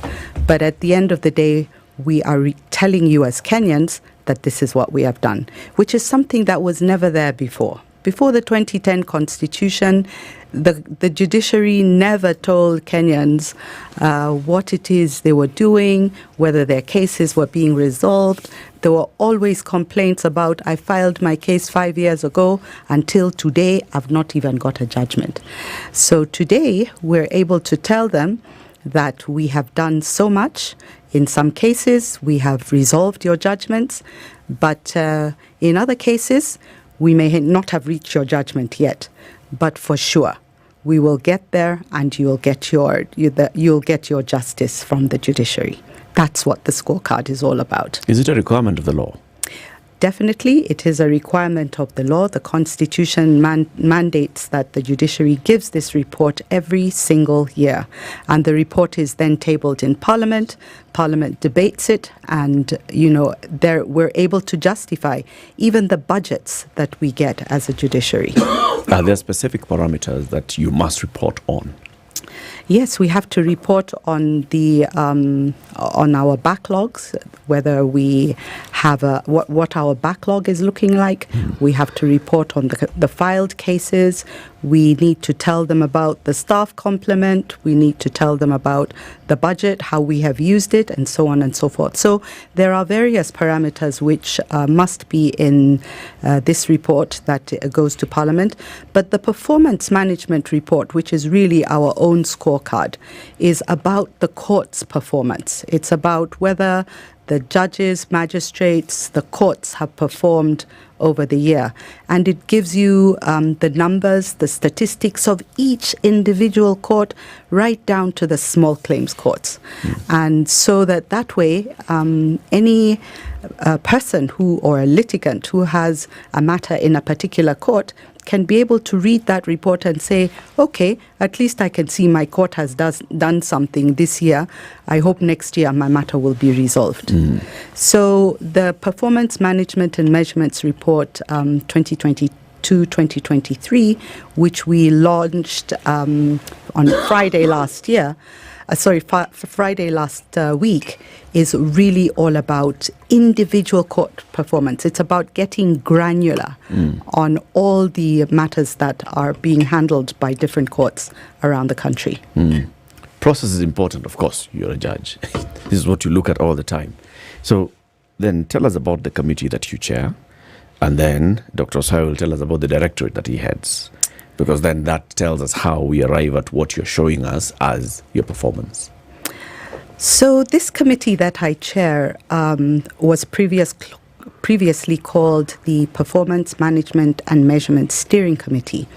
It was established by the former Chief Justice Willie Mutunga because he saw a real gap in the judiciary about accountability and the need for the judiciary to be able to assess whether judges, magistrates, courts were actually performing. And the only way this could be done was by setting up a performance management system that would be able to ascertain at the very grassroots level whether there was performance or whether there was, there was work being conducted at those levels. And so we set up this committee which combined of all levels of the judiciary, judges, magistrates, directorates. It was a very well thought out committee. And the committee then embarked on benchmarking. We did some benchmarking in Australia and in the USA to be able to see what are the measures that we can introduce in order to say that courts are performing or not performing. We were able to also do, desk research, which told us that there's an international framework out there that sets out various targets and parameters that courts are able to use in order to ascertain their performance.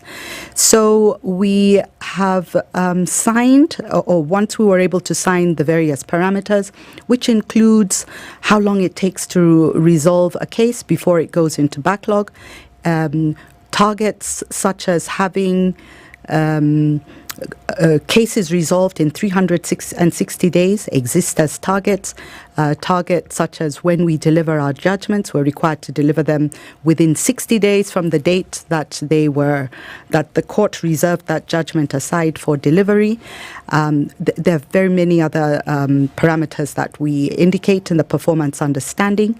Each court around the country, doesn't matter where that court is, it could be a small claims court, it could be in Lodwar, it could be in Lamu. Each court must sign a performance management understanding, and they agree in that understanding to try and meet the various targets that are set out.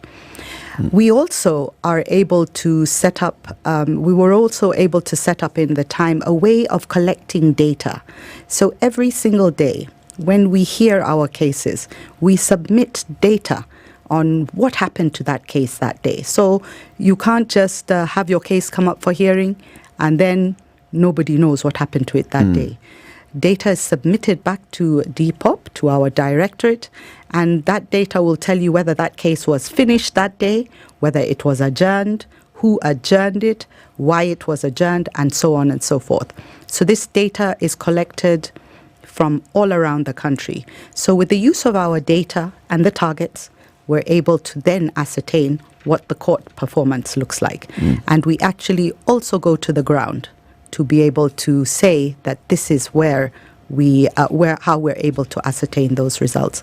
So the performance committee is able to provide measures by which the judiciary can manage its budget, its planning, its performance across the year. So Dr. Joseph Osere, as the Director of the Planning and Organizational Performance, you, I presume, are the engine of the committee that the judge chairs, right? Yes. And you're the ones then who look at all the data that's coming in, evaluating the performance on a regular basis, and then also starting now to compile the report that comes out that you launched last week. Yes. How's it looking? What did you score?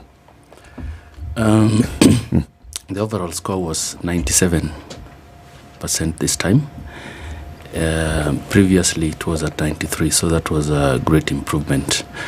The committee's role is oversight, but the people actually on the ground now is planning and organizational performance.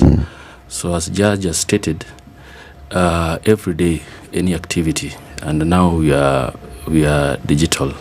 Even if you file a case from wherever you are, the case eventually lands in court, and there are case events that case will follow, maybe a mention, a hearing, and all that.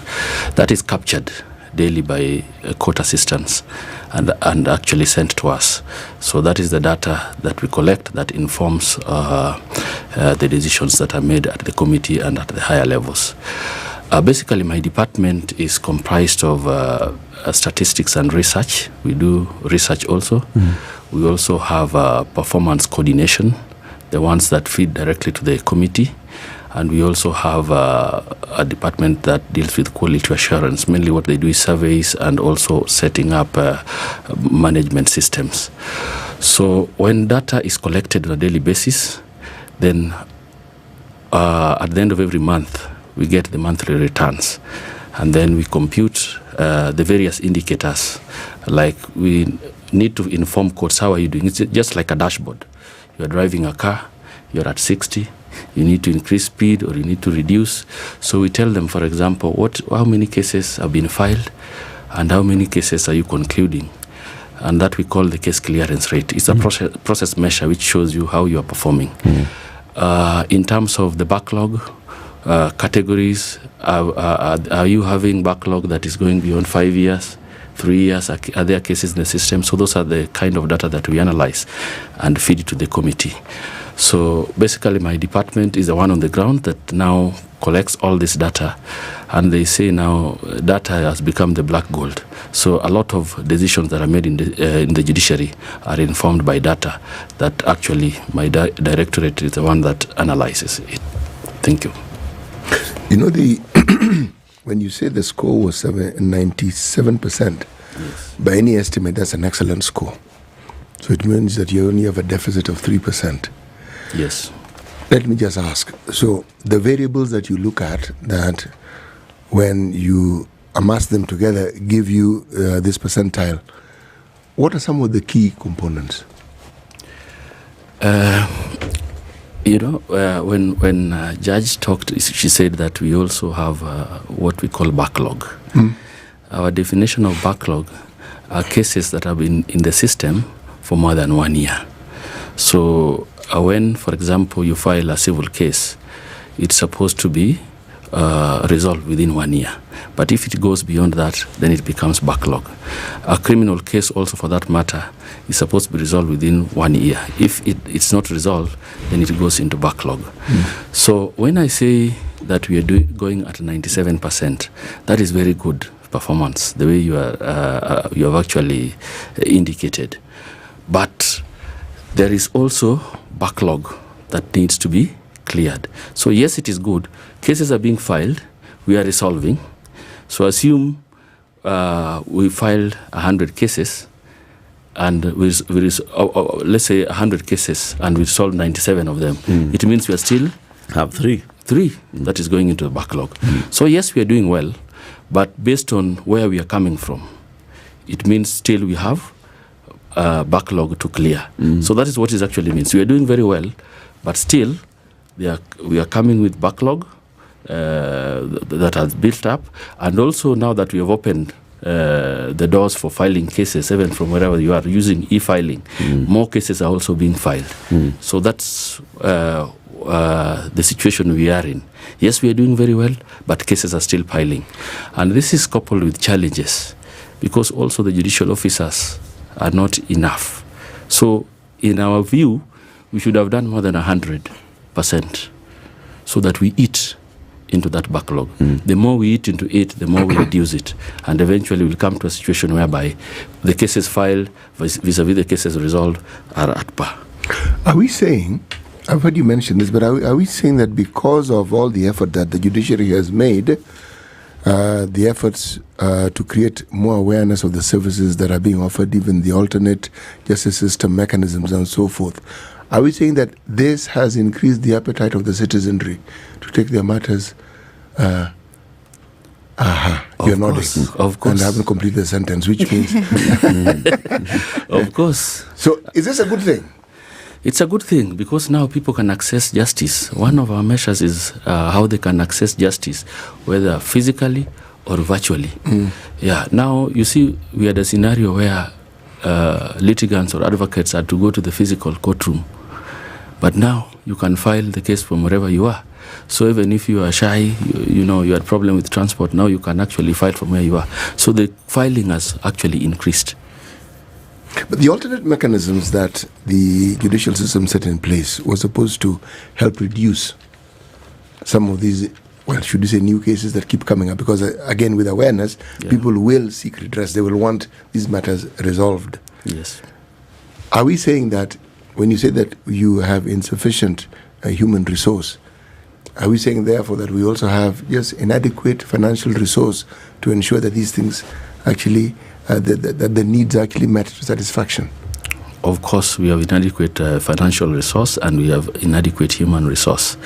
Our budget is like, I think, 23 billion to run everything in the judiciary. How much would you need to run everything adequately? I think we requested for around 44 billion. Yeah, that's what we requested. But what we're able to get is around 23 billion. So, of course, resources are never enough. But that's what we have, and that's what we are able to work with. But that's why now we are becoming innovative enough also to use what we call virtual court system. Yeah. Okay, let's take a break at 28 minutes to 9. Our Justice Thursday conversation today is spotlighting the performance of the judiciary, and the chair of the Administration of Justice and Performance Management Committee in the judiciary is Court of Appeal Judge Lady Justice Agnes Murgor. I've got to mention, she's one of the 3 judges who delivered that landmark judgment yesterday, but we're not talking about that. We talked about it in the previous hour with some of the litigants. And Dr. Joseph Osewe is a director of the planning and organizational performance of the judiciary. Let's talk about, are you feeling like the judiciary has actually performed 97% as they're saying, as they're telling us? What would that feel like to the ordinary citizen? That's what we'll ask you next. Good morning. This is the Situation Room, the only way to start your day. It's critical that people pay taxes. But then taxation has to have a limit. When you start overtaxing people beyond certain limit, then this is now we call robbery with violence. We are all struggling, but we don't show. If you're not doing well, shame on you. But you have to say, I'm broke and I'm struggling. We are not okay until everybody is okay. We are pretending to have political parties. Why don't we just be honest? And we say, these are the Luyas, these are the Kambas, these are the Kikuyus, and we find ourselves in Kenya. You know, with politics and leadership, no matter what you do, there will always be a complaint. There will always be the assumption that you're either stealing or you're not doing things right. As a dear, don't fear. If you know you're doing the right thing, you've thought about it, you've got an expert advice, do it, then understand later. This country, we don't need prayers. Prayers is between you and God. Good governance and thinkers who care about the country and not their stomach. That's what we need. The Situation Room, Kenya's biggest conversation. The weather with SpiceFM. It's very cold in Kenya. It's 12 degrees in Nairobi. I'm sure it feels like 2 degrees. It's hazy and very cold in Kakamega at 20. Also hazy in Kisumu at 22. Nakuru is 16. Nyeri is 13. Mombasa is cold. It's 24. Malindi is 26. Hey. And then Eldoret is 14 degrees. Now, this is the kind of weather we're dealing with in Kenya. In Johannesburg, it's mostly cloudy day at 10 degrees. Kampala 19 and mostly sunny. Lagos cloudy at 25. Mogadishu cloudy at 25. Addis Ababa partly sunny at 15. Dar es Salaam sunny at 24. Paris cloudy at 22. Beijing is sunny at 33. And New York, it's clear skies at 26. Welcome Welcome to Spice FM, the best exclusive radio station bringing you the best mix of the best music ever. So if you're heading towards town and you find yourself on Aerodrome Road and you find that it's slowing down, yes, it's slow, all the way into the railway bridge into Haile Selassie roundabout. Very, very busy. That means that Mombasa Road is also busy as you approach the Nyayo Stadium roundabout from either Langata Road or Lusaka Road or Mombasa Road. It's very busy. Be patient. Landis Road begins at City Stadium roundabout, heading all the way into the Fruits Market, into Akulima Market on Haile Selassie Avenue. Jogoo Road is busy as you are on Makadara, and then also Outer Ring Road is busy in the junction at Umoja with Kangundo Road. Other roads are looking okay. Thika Road is just easing off a little bit. The traffic begins beyond Utali, heading towards town, and then Ngara is also still busy at the roundabout. Mature, intelligent talk every morning. Spice up yourself.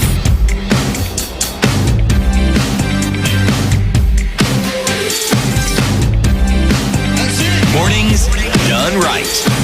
94.4 Spice FM, Nairobi. All right, our conversation continues 23 minutes to 9. It's a Justice Thursday conversation. Performance of the Judiciary scorecard. Lady Justice Agnes Mulgore of the Court of Appeal, who chairs the Administration of Justice and Performance Management Committee, and Dr. Joseph Osewe, who's the Director, Planning and Organizational Performance. So 97% is the score. And this is based on data. These are the performance parameters that we are looking at, and this is what the data is showing. We have easier access of filing cases in court. We have faster resolution of cases that end up in court. We have better ways of addressing issues that are emerging in court. But we still have some pending cases. You know, that's always the backlog of cases. That's always an issue, Judge. And even as we are now making it easier to file new cases, that means that you are actually burdening the same judicial officers with new cases, and they have to deal with the old cases. How many old cases are we dealing with as at present? Okay, I know that the metrics that you have is a case that's more than a year old is the backlog of cases. Let's start. Are there any cases that are more than 5 years old in the judiciary? We certainly can say that there are. When we began to talk about backlog was a number we didn't even know. We didn't even know what were the number of cases that were in the court system. So an audit that was conducted between 2012 and 2015, we were able to become really accurate, almost accurate on the number of cases that were filed. So we knew we had this backlog. Some of the cases went way back to 1935. The ones that we were able to see. We talk about this because it's really something that we've documented. We then worked towards ensuring that we were able to clear many of the older cases. So we're really down to the bulk of the cases at 3 years old. 5 years old exists, and we still have some even older than that. And for those ones, the reason is not only the judiciary's problem. In some cases, we cannot find the litigants. And we don't just throw cases out of court because you cannot find the litigant. In some cases, we're not able to move the cases forward because the parties are just unwilling to finalize them because, they're very intricate disputes that are involved. Some of the cases go into generations. So the past generation, they move on, and, current generations then come along and the dispute begins all over again. So you're not able to resolve the case at that point. So we do have some pretty old cases, many of them not the fault of the court. In other cases, we're still part of the process of having them resolved. So the backlog is there, and much as we, every time these cases are being filed, it's like we're increasing our workload. We've come up with different ways and means, one of which is the recruitment of more judicial officers, judges, to be able to deal with these cases. And like Dr. Osewe said, we're nowhere near having enough right now. From what we're able to understand is there, of the cases that we're even hearing in court, is it 40% of the disputes that actually come to court? The rest are out there somewhere, and these are the ones that sometimes go into AJS. These are the ones that are being resolved by, with local methodologies. And therefore, much as we are saying that we are finding ways of speeding up filing of cases, the fact of the matter is, in Kenya, not all cases can be resolved by the court. They have to be resolved at different fora. And this is why our Chief Justice has been very keen under her vision on social justice through access. Social transformation. Social transformation through access to justice, yes. To have a multi-door approach to the resolution of disputes, so that we have now AJS, we have the small claims courts coming up, we have the tribunals which are coming now on stream more and more within the judiciary. And in this way, we are able to deal or meet our citizens, meet the Kenyans at their point of need. And I think that's what this whole process is all about. What's the principle in the judiciary of dealing with some cases? As you know, what's always been said, justice delayed is justice denied. There's some cases that people will say they end up in court, but some of the litigants will then keep bringing up frivolous issues to delay a case. And like you've said, you will not throw away a case because of some of these issues, but then that ends up hurting one of the parties that's in this case. What's the principle in the judiciary to actually make sure that everybody gets justice? The underlying principle is that everybody must have a right to be heard. So, and this is our Article 50 of the Constitution. So you have to weigh it out between the parties. So if you have, for instance, one party who continually employs delaying tactics in ensuring that their cases are heard. Sometimes they show up in court, other days they don't show up. Sometimes they change their advocates midstream so that, the case can't proceed on a particular day.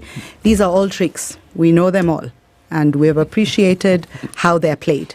So that, when you've strung out your delays far too long and your record is clear, the proceedings are very clear on the manner in which these cases are being delayed, ultimately that judge, that magistrate must say, this case must proceed. And it will proceed on X day. And you have been given fair warning as all the parties that the case is going to proceed.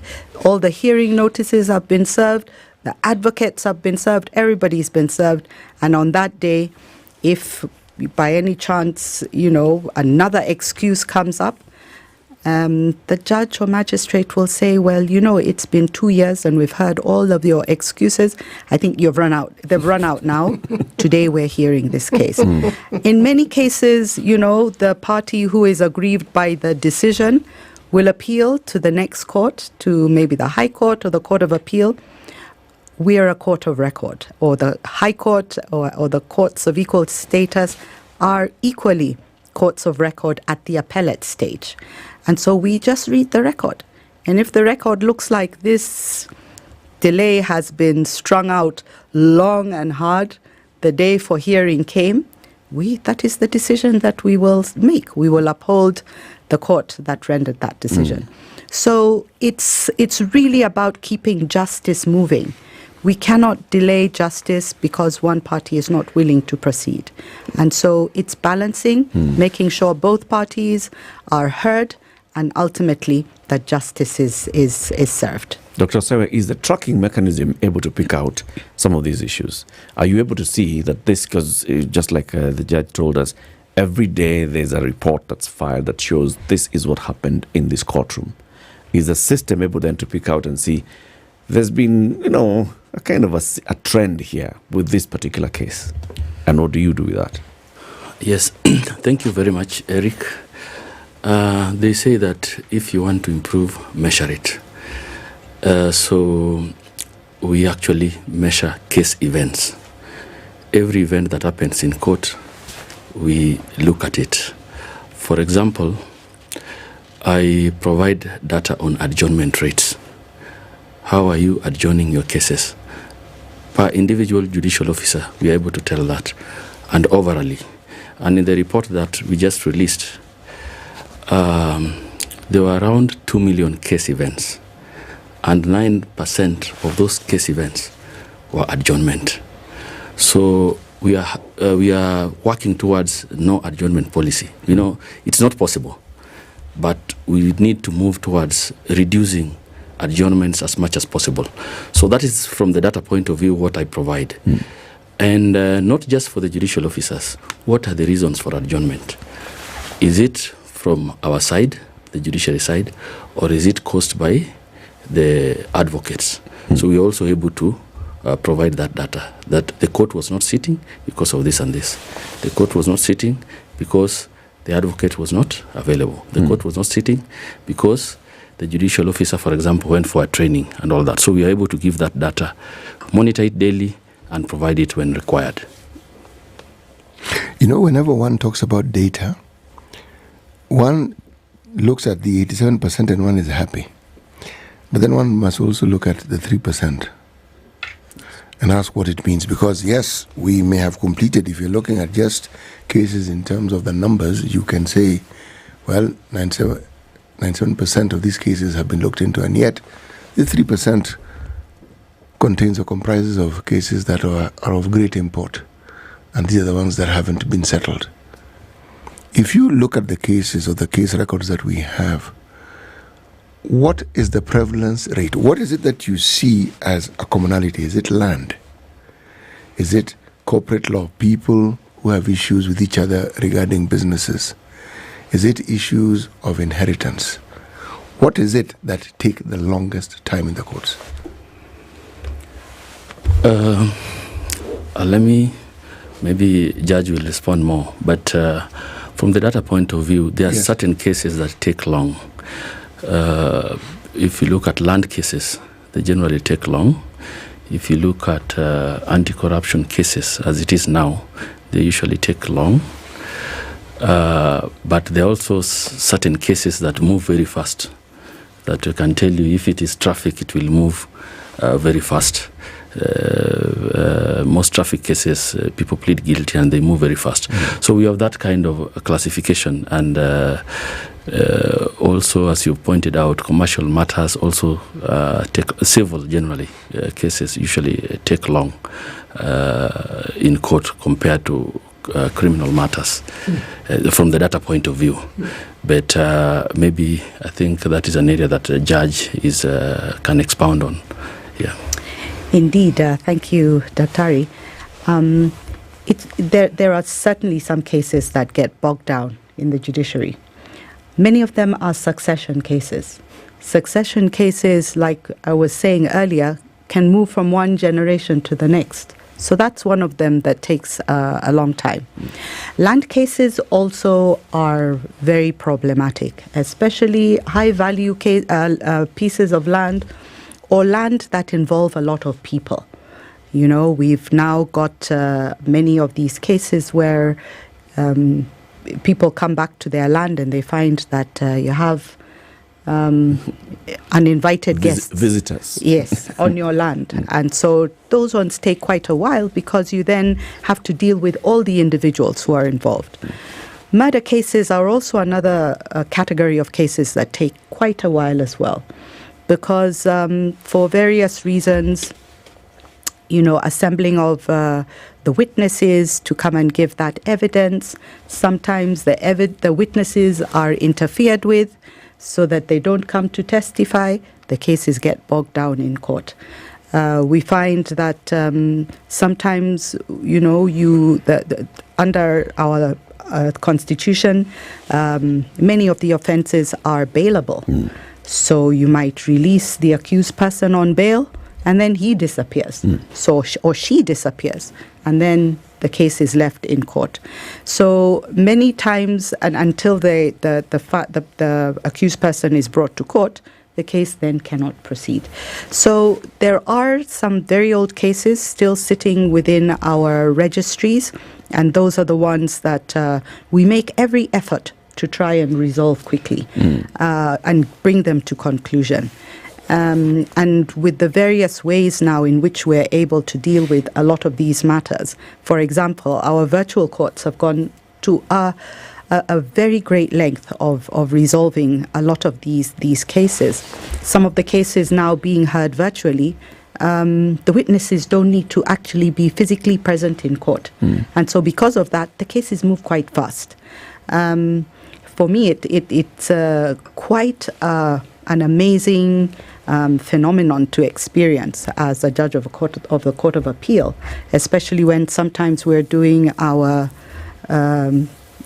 criminal cases, murders, sexual offences, robbery with violence cases. And we find that we are sitting in our virtual courts around the country, and you can visit each of the prisons, hearing matters in Malindi prison or in Manyani prison, because the prisoners are brought. The prisons have now become very good at setting up their own way of the appellant appearing in person. And that way we have the prosecution, we have the defense advocates on the virtual court. And there we are. We're able to go right around the country sometimes, hearing matters concerning different prisoners appearing from different prisons. So it's revolutionized and transformed the way in which we are working. And to a very large extent, we are finding more and more that we're disposing of cases a lot faster. An interesting statistic that we were able to see during COVID was that for the Court of Appeal, when the graph was showing a downward trend for many of the courts, because we had not quite set up the virtual courts in some of the other courts. The Court of Appeal, which was now hearing cases 100% virtually, the clearance rate for many of the appeals that came to our court went up. So it's interesting to see how we've had to cope with many different challenges, but the innovation coming out of the judiciary and just the determination to ensure that we can serve justice to the people of Kenya has made us come up with different methodologies to help us to achieve this. Your Ladyship, you haven't mentioned corruption cases among those that take long, because in public we see corruption cases getting into the judiciary and then we forget until either they're being withdrawn by the prosecution or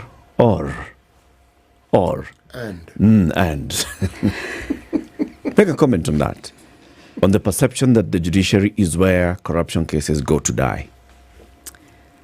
I would not wish to say that is what is all about corruption cases. And Eric, I didn't mention them because Dr. Sewa had already mentioned them as he was listing down some of the cases that take long.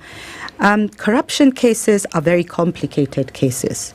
They're cases that involve a lot of sometimes witnesses, sometimes they involve and in many cases, they involve a lot of documentation. They take a lot of time.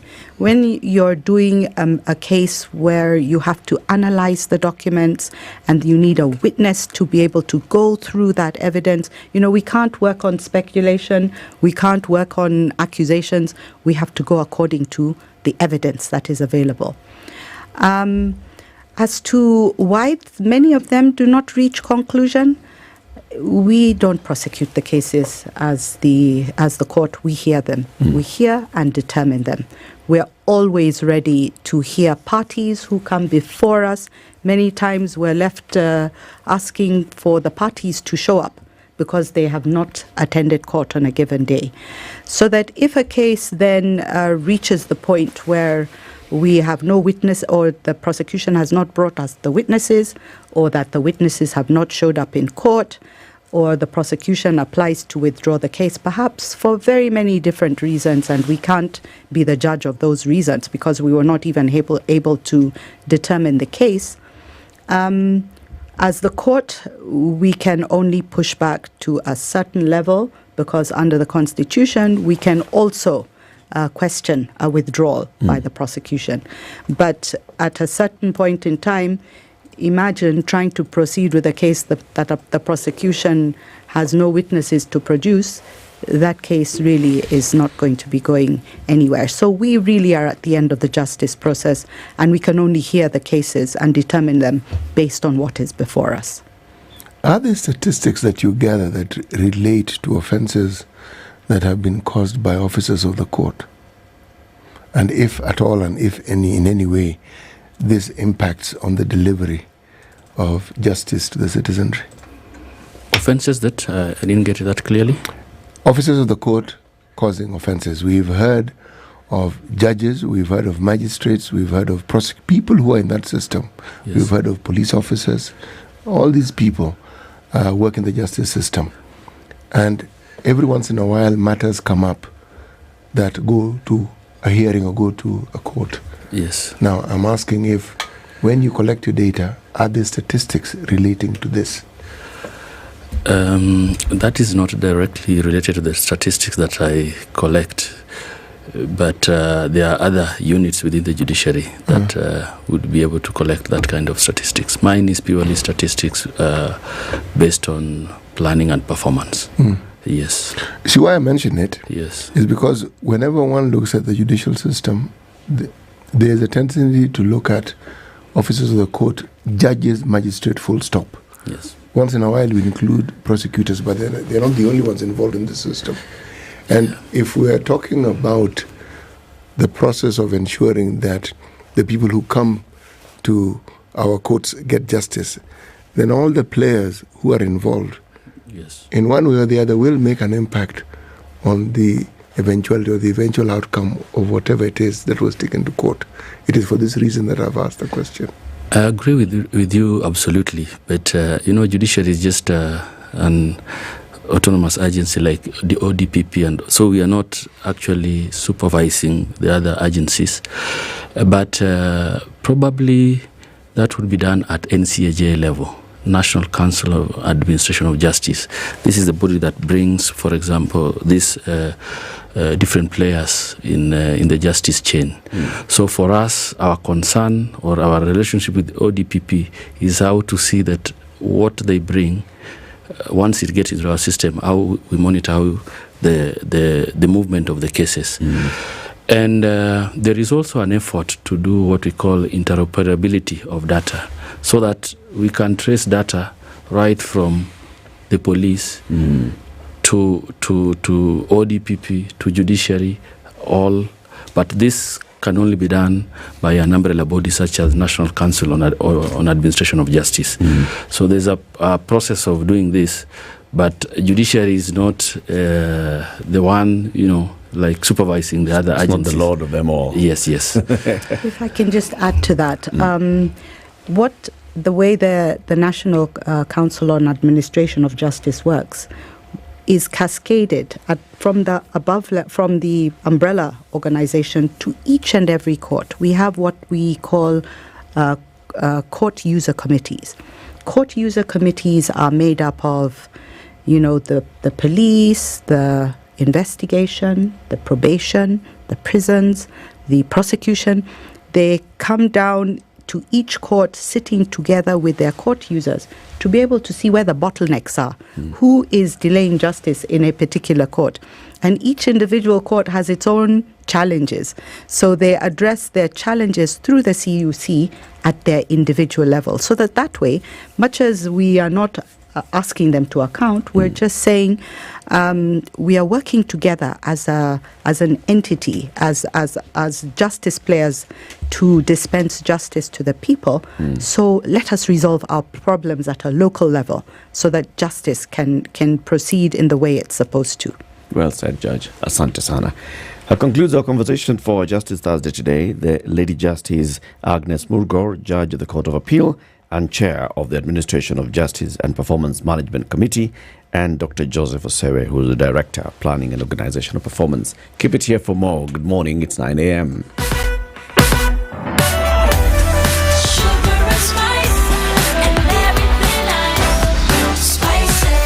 Spice up your life.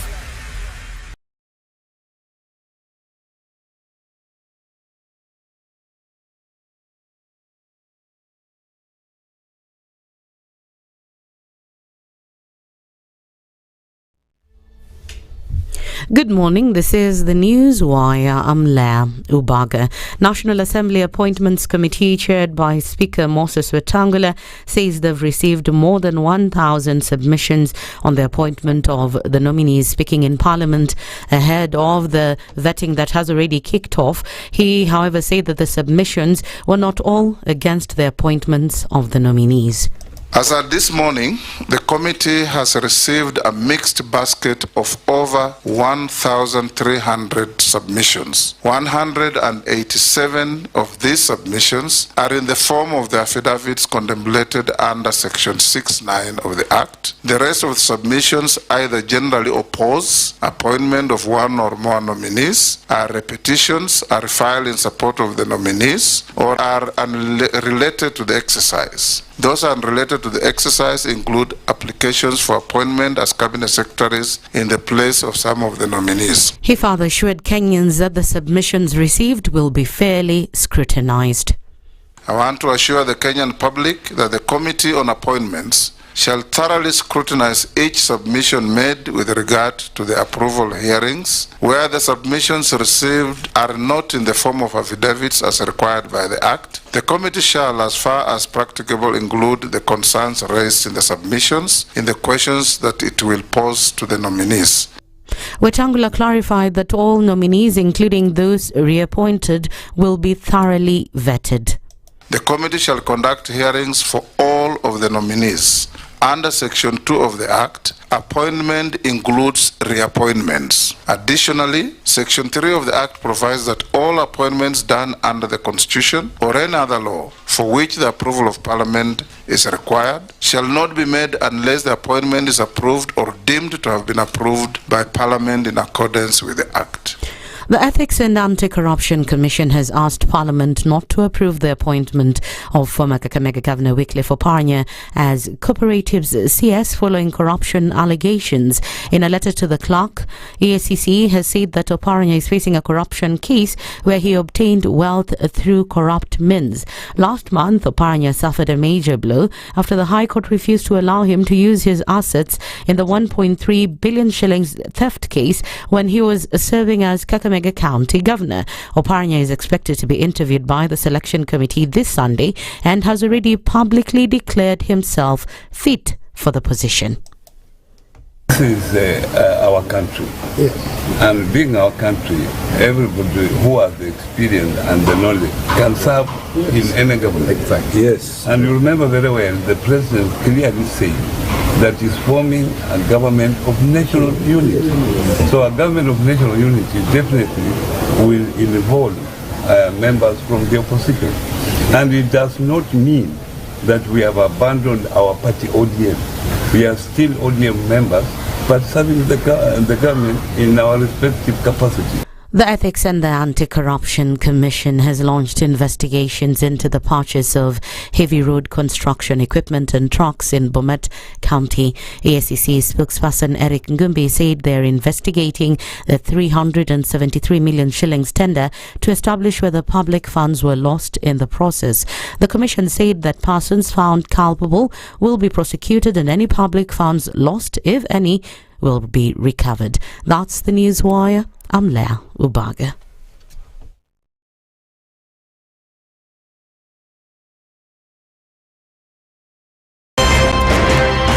It's critical that people pay taxes. But then taxation has to have a limit. When you start overtaxing people beyond certain limit, then this is now we call robbery with violence. We are all struggling, but we don't show. If you're not doing well, shame on you. But you have to say, I'm broke and I'm struggling. We are not okay until everybody is okay. We are pretending to have political parties. Why don't we just be honest? And we say, these are the Luyas, these are the Kambas, these are the Kikuyus, and we find ourselves in Kenya. You know, with politics and leadership, no matter what you do, there will always be a complaint. There will always be the assumption that you're either stealing or you're not doing things right. As a leader, don't fear. If you know you're doing the right thing, you've thought about it, you've got an expert advice, do it, then understand later. This country, we don't need prayers. Prayers is between you and God. Good governance and thinkers who care about the country and not their stomach. That's what we need. The Situation Room, Kenya's biggest conversation. 94.4 Spice FM.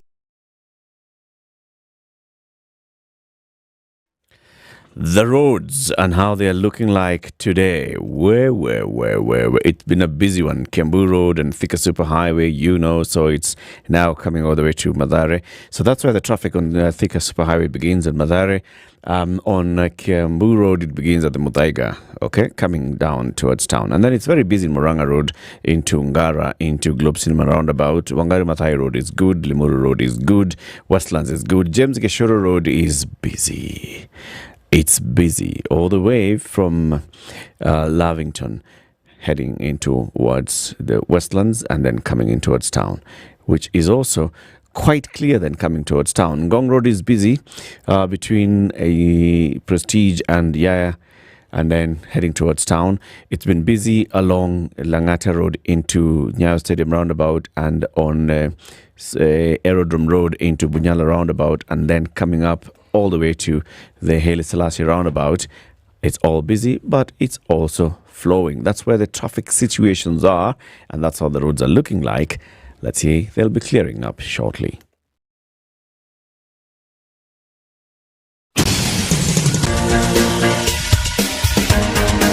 This is The Situation Room, the home of hard-hitting political commentary and penetrating insights about the state of the nation. This is a talk radio experience like no other. The Situation Room, a place for hard truths, debates, and elevated conversations. The Situation Room, witty, political, engaging, deep, controversial. In the room, we have C.T. Muga, researcher, academic, seasoned political observer, a fountain of wisdom in these politically uncertain times. Ndu Oko, Nigerian by birth, Kenyan by choice, communications expert, Pan-Africanist, a truth seeker and believer in people power, and Eric Latin, agent provocateur, the man in the chair, seasoned journalist, news hound, a man who believes in punching up, not down.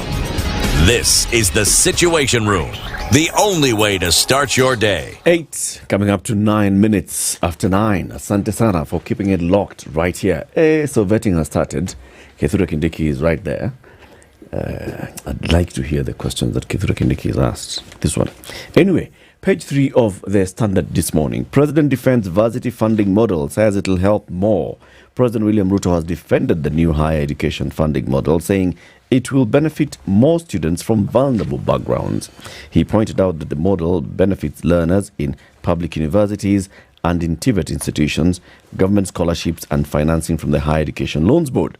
Speaking at Kabete National Polytechnic in Nairobi during the 100 years of TVET celebrations yesterday, President Ruto said there's misinformation about the funding model. He said wrong information is being given about the new funding model for the universities and TVETs.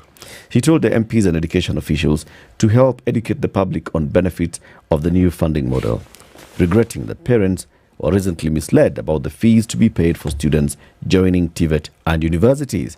The president also announced a program to equip TVET colleges at a cost of 13 billion shillings is now complete.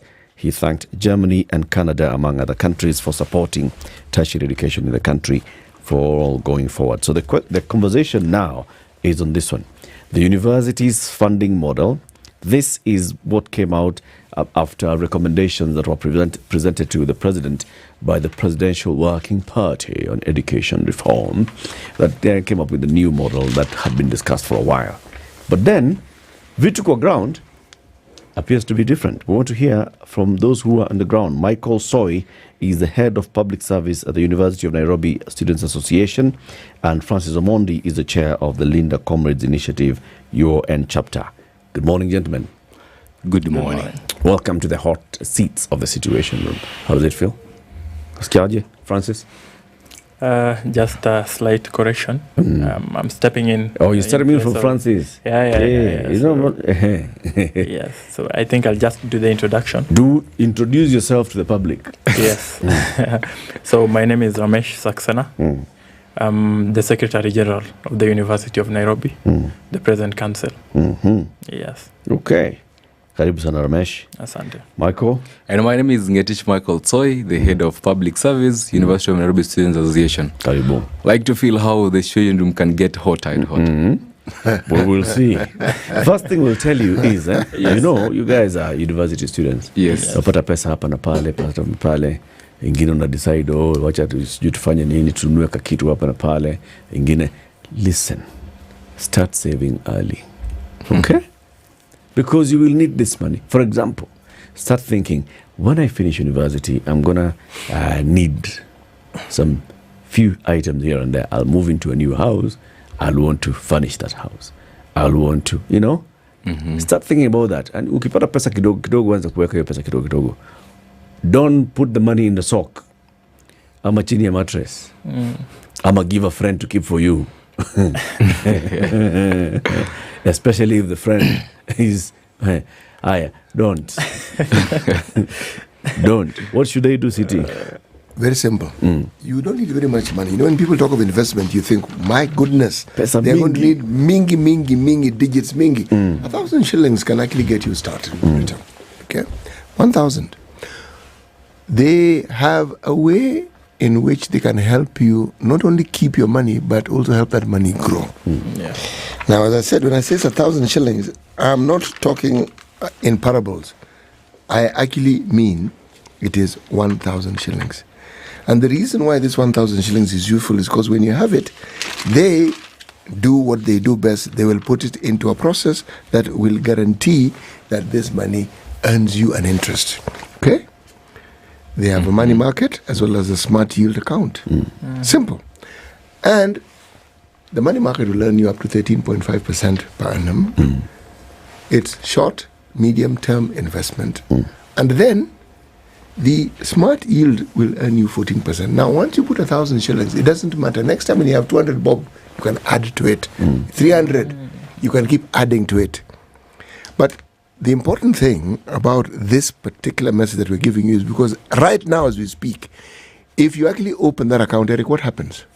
Ukiweka pesa hapo sahi, all you need to do is take a screenshot showing that you've actually put at least 1,000 shillings into the money market fund or the smart yield. Then you send that to our DM. And people have already been doing that. And Edna will, at the end of this show, tell us who gets 5,000 shillings. So guys, once you leave today, go and open. Tomorrow, send a screenshot. By 10 a.m., you could have 5,000 shillings. Okay? For your 5,000 shillings, chukua 1,000 and asherekea, urudisha 4,000. We're having another capital. Yeah. See? Karibuni sana. City, give them the day's proverb. Now listen to the proverb. Okay. Yes. Our proverbs for this week and the coming weeks will be from landlocked countries of Africa. We had been looking at island nations of Africa in the previous weeks. And the proverb for this week have been from the Republic of Burundi. Burundi. Next week we'll be going to Botswana. Okay? Comrades, do you know the president of Burundi? We only know the former. Who's the former? The guy that died. The guy that died suddenly during the COVID period. What was his name? Might you know his name? I know his name. Yeah. Okay. Somewhere. And an advanced search will. Okay. The president currently is called Evariste Ndayishimiye. Yeah. Okay. That is the current president of Burundi. Okay, now that was the question. Do you know what the capital of Burundi is? It must be Bujumbura. It must be. It is, actually. Well, at least you made an attempt. Bujumbura happens to be the largest city, but it is not the capital. Do not worry. Even I didn't know this before I started looking into the news of this country. Even I thought it was Bujumbura. It's called Gitega. Gitega. Gitega. That is the capital. Wow. Yes. Interesting, isn't it? It's interesting. Very good. Now the proverb. A visible stone does not harm the hoe. Jembe. Yes. A visible stone does not harm the hoe. Ramesh, what's your interpretation? Okay, that's it's a good proverb, and maybe in mentioning, I'll just say that Burundi is a very quiet country. That's why many people tend to miss so much information about it and all. Yeah. Now to this proverb, a visible stone does not harm the hoe. It's in the context of agriculture or farming. I'd assume that the person that came up with this is a farmer. When you are in the farm and you see a stone and you are digging, you'll have to remove it and continue with the work. From where I sit it as in real life situation is an obstacle, an obstacle or an impediment that is before you or that you are aware of cannot really do much harm to you as a person, because you'll devise means to go about it. Yeah, so that's how I see that proverb. It's a good one. Yes. And you, Michael? Stone causes harm to the sharpness of the hoe. And if I'm to make a way to where you are, Eric, I can't climb on this table and come. I'll have to circumnavigate the table where we are on to get to where we are. So it's a cautionary proverb and telling us, and we've seen in the recent past in our country whereby there are visible stones, yet people still hit them with a hoe. Could this be what is happening in the universities? Let's look further into it. To be forewarned is to be? What does it say, City? No, foretold. Foretold is to be forewarned. Yeah. It's the other way around. It's to be foretold is to be forewarned. To be forewarned. Okay. Could it be what's happening in the universities? Let's get straight into it then, Michael. What is happening in the universities? Many people will be just hearing about, there's a new university funding model. There are new expectations. There are new fee structures being dished out at the university. Tell us, what's happening? What's happening in the universities, when you talk about the funding model, when you talk about the new, we first have to consider the old. So the old model is known as differentiated unit cost, whereby the government used to give a capitation block funding to the universities. And before that was started in 2017. We had universities could draft their budgets, then give to the government, then the government could really give them all the amount to be able to run the university, and that is in terms of payment of the staff of the university and the workers. So since the growth of universities from the number, there were around 5 in the country, they have now ballooned to around more than 37 public universities. There have been a need to be able to relook at the way in which we are financing the universities. And that is why the communication from the Ministry of Education, the reason why we are having the new funding model is to address the challenges faced by public universities and technical and vocational education, that is TVET institution, as a result of massive enrollment. Where has this massive enrollment come from? The 100% transition, then the inadequate funding. We've been crying left, right, and center that we don't have the money. But even before the new funding model came into play, from the University of Nairobi, there was an increase of the tuition fee from 16,000 to 58,000. That is in the tuition fee, and also an increase for which courses? For all across, in terms of uniformly. That is for government-sponsored students. Then also in accommodation fee, there was an increase from 6,000 to 42,000 to be able now to curb these. To curb this inadequacy of finances in the universities. So we cannot run away from that. But now, coming on to the new funding model, we haven't been engaged or have the stakeholders been engaged in the coming up on this new funding model? We are the student leaders. We've not been called to give our input in this new funding model. Neither have our parents been called to the table to discuss about this new funding model so that we can have a holistic discussion around this.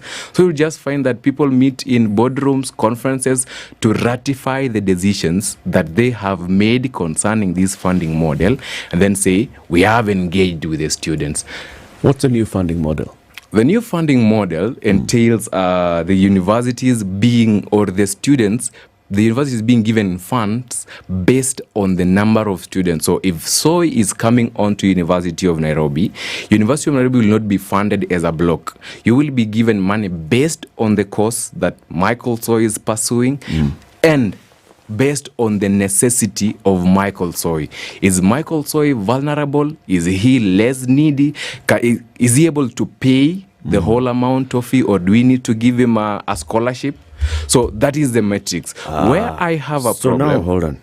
Because we need to understand this. You guys understand it. The rest of us have just been hearing there's a new funding model, and here's a school fees. And you're told to pay hundreds of thousands. You're like, because of why? So take us through this. So you're saying the new funding model is looking at Michael Soy as an individual. So say at the University of Nairobi, what course are you taking? I'm taking geospatial engineering. All right. So let me take you a step back. So geospatial engineering. Yes. Take us a step back. Let me take you a step back. For example, for one to pursue geospatial engineering as a course, the cost of doing the entire course per academic year could span up to 400,000 Kenya shillings. Okay. But Michael Soy, since he's from a humble background, he cannot afford to pay that amount of 400,000. That is where now the government came in with a capitation. So let's start from there. So we are looking at the various courses. The University of Nairobi says, for me to train a geospatial engineer, I need 400,000 shillings every year. Yes. And it's a 4-year program. Yes. Okay. It's a 5-year program. It's a 5-year program. Okay. And then now Michael Soy is admitted. Yes. Through exactly to University of Nairobi to pursue geospatial engineering, bachelor's degree in geospatial engineering. Okay.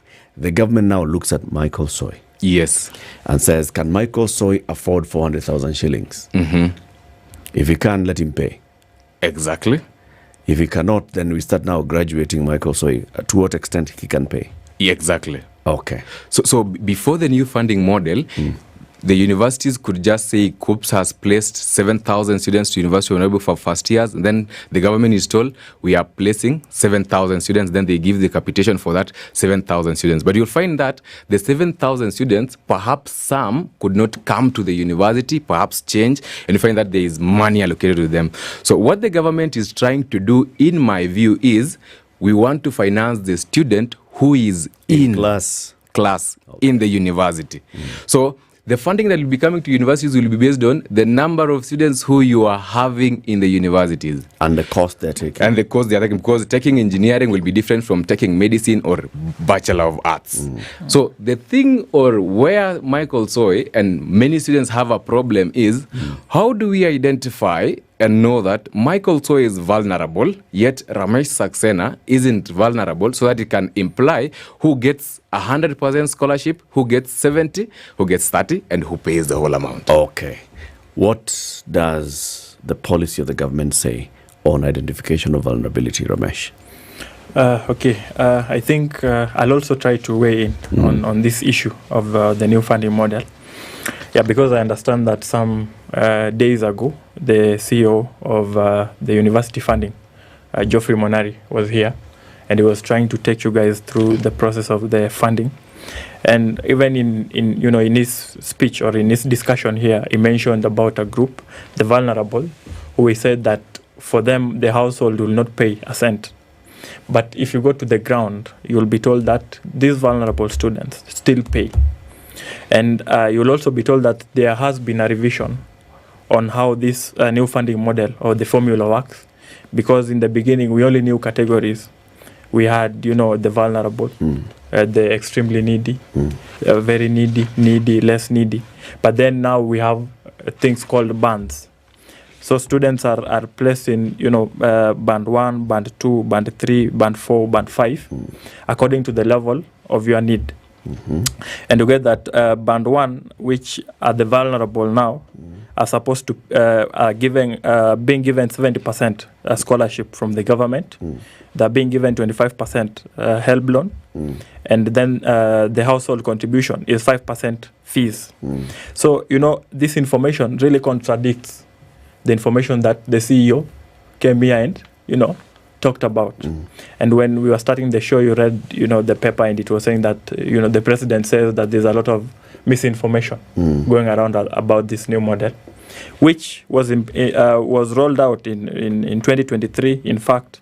And if 1 year down the line the president is still saying that there is misinformation, then really we have to ask ourselves, whose fault is it? Is it the fault of the public, or is it the fault of those that are responsible for? Okay, Ramesh. Yeah. Yes. So let's start with band. So band 1 is what is known as the vulnerable. Yes. What does vulnerable mean? Okay, the vulnerable, as it just says, is someone in the society that does not have the capability to raise. So let's say an orphan. Yeah, an orphan, a total orphan that has no parents, no guardian. That's vulnerable. Yes. And now in this new categorization, they're called band 1. Yes, they are band 1. And band 1 is then entitled to get 70% scholarship from the government. Yes, from the government. And this one is free money. You shall not repay. Yes, you shall not repay. 25% loan from the Higher Education Loans Board. Yes. You shall repay. You shall repay. And then there is a 5% fees from the household. household. Yes. There's this vulnerable work on a household. Okay, anyway, so there's a 5%. Good question. To come from the individual to pay. Yeah. Then the next band, I think, an addition to that, in addition to that breakdown, there's also the side of upkeep, what they call boom from help. So for band 1, you'll be given 60,000 shillings as upkeep, which is a loan as well. 60,000 per year. Per year? Yes. But this is now coming from help, which you will repay. Yeah, you'll have to repay. For band 2? Yes. Let's go for band 2. What do you get in terms of scholarship? So band 2, which are said to be extremely needy, you get scholarship of 60%, help loan of 30%, household contribution of 10% fees, then help upkeep, you get around 55,000. Okay. Yes. Band 3? So for band 3, these are what? These are needy. Needy. Yes. Okay. So they'll pay 50%. They'll get 50% scholarship, 30% loan. Household pays 20% fees. Then upkeep, it's 50,000. Okay. Band 4. Then we have band 4. Band 4 is less needy. Scholarship of 40%. Help loan of 30%. And household contribution 30%. Okay. Then upkeep of 45,000. Then the last band is band 5, which is a new category. They get a scholarship of 30%, help loan of 30%, and household contribution of 40%. Then they get an upkeep of 40,000. 40,000. Yes. So everybody here must pay something from their pocket. Yes. Everyone pays. If you're categorized as number 5, what are we calling them? Number 5, it's not needy at all. It's a new category. Can afford. They are able. Okay, students. able. Let's just for purposes of this conversation, say able. Yes. So the able will pay 40% of their fee, and the fee here will depend on the course that you take. On the course that you do. Yes. Okay, and then the less needy, 30% out of pocket for their fee. Where is the issue then here? Okay, now, the issue about the new funding model, as my good friend Michael Soy said, first is the means testing instrument that even the president speaks about. You see, there's a big problem at our institutions because you can find a child of someone working in the government, a senior officer in the government, and the child of a local farmer being placed in the same band, and you are being told that these people have equal capacity. All needy. Yes. So there's really a problem in placing our students. How do you get into this mean testing instrument? So there's a... How do you get there? Do you apply? Do you fill out a form? Do you get visitation? Do you go to your local chief? How is it useful in this entire exercise? Okay, there's a website where the students go and make applications. Okay. Like someone does the help application. Yeah, so there's another website. So there's a separate website, not the help application site. Yeah, it is a separate. It's a separate one. For higher education funding. Okay. Yeah, so you go, you input your details. Yeah, and from the details that you place there, they'll assess you. Then. Are you required to provide any accompanying affidavits? Yes. You're able to. So, for example, what do they ask for? It's safe that because I have nimekuja na evidence kwa karatasi. Hiyo ndio important. Yes. Okay. Wamekuja na kanta, wametoa mabox. Yes. Mingi. Tuko na evidence. Evidence. Yes. So. Kamago. Yeah. So. I think I'll just go through. Yeah. I think I have mine. Huh? So let me see that one, Michael. Oh yeah, you can have that. Let me just pass it. It's okay. Yeah. So on that you can see the eligibility is for the students that did their KCSE in 2022 onwards. Okay. Yes, and the application requirements include a valid email address, a valid telephone number that is registered in your name as a student, KCP and KCSE index number and the year of examination, a passport size photo, a copy of national ID for loan applications. And they say that students without a national ID can apply for scholarship. Okay. Then you need a college or university admission letter. You need your birth certificate, your parents or guardian registered telephone number, your parents or guardian's ID, death certificate if there is any, 2 parents or guardian's ID number and registered telephone number for loan application, and copy of sponsorship letter if you are sponsored in secondary school. Okay. Yes, so we can see from this kind of information that is needed for this system, it's like these people, if they ask you for the details of your parents, they're trying to gauge, how much do your parents earn in a year and all that. How will they get that information? Because they have KRA numbers and everything, it is assumed. Are you asked to give the KRA number of your parents? No. It is not part of this. You just give your ID. Yes. The ID. You give your ID or your parents' ID? Your parents' ID. The parents' parent ID. or guardian's ID. No, ID will be able to give you a lot of information. But okay.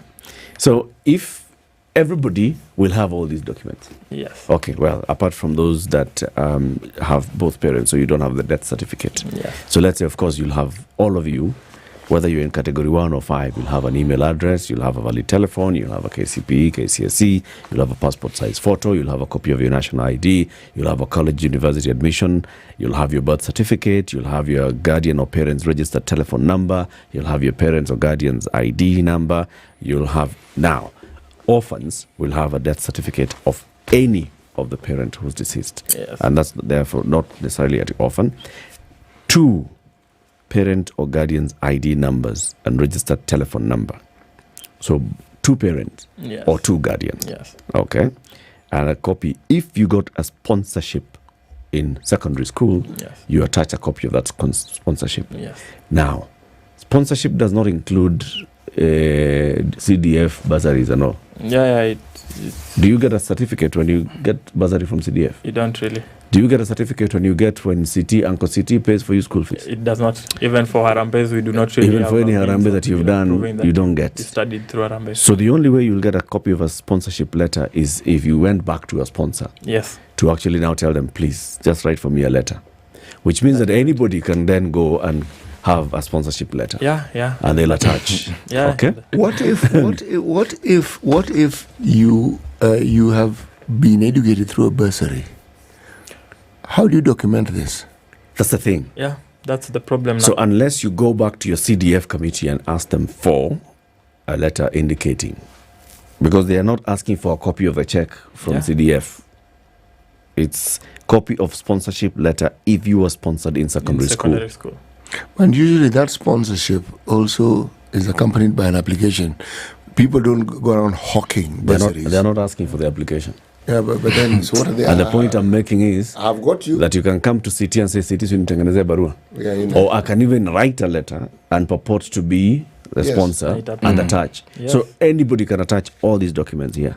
Anybody Now, can. this is then used to means test and tell who is extremely needy, who is less needy, who is able. Yeah.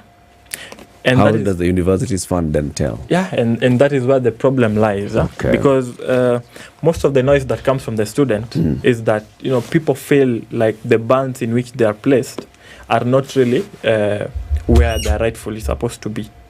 And another thing, the ministry speaks about the process of appeal.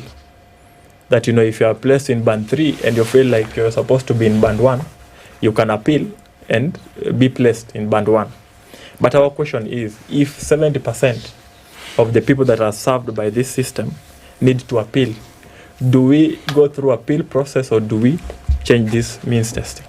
And that is a very big problem.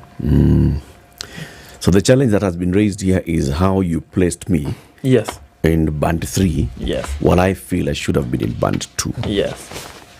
That's a complaint, but there's an even bigger issue. Yeah. And I think I'll go through these issues because now we are speaking for students and we are speaking for the parents of the students. The first issue is policy communication. Yeah, because even up to now, no one really has a grasp of this funding model. And education is the only sector that touches the majority of Kenya's population. And if we can roll a model that the people don't understand, then it means that we are not really serious as a nation. Number one issue that we have was stakeholder engagement. When this model was rolled out, most of the public, just heard that we have a new funding model in town. No one was really taught about this. And I'll point out to an interesting issue. When these students have issues with their, fee payment and band placement and everything, when they go to most of the administrators in the university, let's say that your course costs about 300,000, and let's just say you are in a band 2, and you go to inquire that the fees that I'm supposed to pay reflects 250,000. What do I do? In an ideal situation where this model was, everyone had a grasp of this model, the administrator is supposed to tell the student that as a household, your parents are just supposed to pay 30% of this 250,000. Then the government will give you a scholarship of about 60% of this. Then you'll be given a loan of this. But a student goes and the administrator tells them, oh, you have 250,000 reflected in your portal, you have to pay that amount. Yeah. So the administrator is not saying I'm expecting to receive 60% of this from the government and 30% of this from HELB, and you only give me X. So you're given the full fee structure. They have no information about this at all. Okay. And we try to engage. Is it because they have not been told this? There was no training for the administrators. We went to the ministry, and the ministry was telling us that according to their plan, every public institution that have students who are under this new funding model are supposed to have a desk for university funding, where the students that have issues are supposed to be helped. We were many of us, the student leaders, and they were asked, is there anyone in this room whose institution has a desk that has university fund people? And there was not a single institution. None. Not a single institution. Okay, I assume the next place you went to is the university's fund itself. Yeah, and then we come to the university, and the students, the first years from 2022, they're the people that are most affected by this funding model. Why? And they have no idea. Why are they most affected? Because the rolling out started with them. Yes. So they're going to be the ones who are going to bear the brand. Yeah, they bear the brand and their parents. Which raises the question, those who are already in the institution, how does then this new model apply to them? Because they're already in the process of learning anyway. 3rd years, 4th years. Yes. So they're untouched. Because as we said, the eligibility for this funding model is that only candidates who start their KCSE examination in 2022 onwards. Okay. Yeah, Let's take a break. Yeah. 20 minutes to 10. We are having a conversation with two university students, Michael Soi and Ramesh Saxena. We are talking about the university's funding and the issues around university's funding. The president says there's a lot of misunderstanding in this, and he has tasked MPs and universities to make sure that there's more increased awareness. But it should start with just basically the institutions themselves understanding. We'll be back shortly. This is the Situation Room, the only way to start your day. One of the things that are ailing our country is negative ethnicity. You find you as a state officer, instead of thinking as a Kenyan, you think like a tribal person. Let me tell you something. The biggest problem we have had in this country is a leadership deficit. There is nothing that you are going to do in the process of change if you are not a risk taker. So you really have to pursue your vision to a logical conclusion and even be ready to step on people's toes. When it comes to the economy, you can run away with it. They say statistics are like bikinis. They reveal a lot, but they conceal the vitals. And so government people would throw statistics at you and tell you they're revealing a lot of information to you, but it's really concealing the real vitals. We need to get out of that, because when we want to grow our democracy, one basic thing that really requires to be understood by the political class, by all of us, is institutions are critical. This is the Situation Room, the only way to start your day. The weather with SpiceFM. It's a cold day in Nairobi, although it's warming up. It's now 15 degrees Celsius. It's going to be a mostly sunny day. Mombasa, cloudy at 26. Malindi, cloudy at 27. Kakamega, sunny at 22. Eldoret, sunny at 16. Nakuru, sunny at 17. Sunny in Nyeri at 14. Kampala, mostly sunny at 21. Kinshasa, sunny at 21. Lagos, cloudy at 25. Mogadishu, cloudy at 27. Addis Ababa, cloudy at 16. Dar es Salaam, sunny at 26. Johannesburg is mostly sunny at 11. Paris, cloudy at 22. Beijing, sunny at 34. And London, light rains at 19. Clear skies in New York at 25. Mature, intelligent talk every morning. Spice up yourself.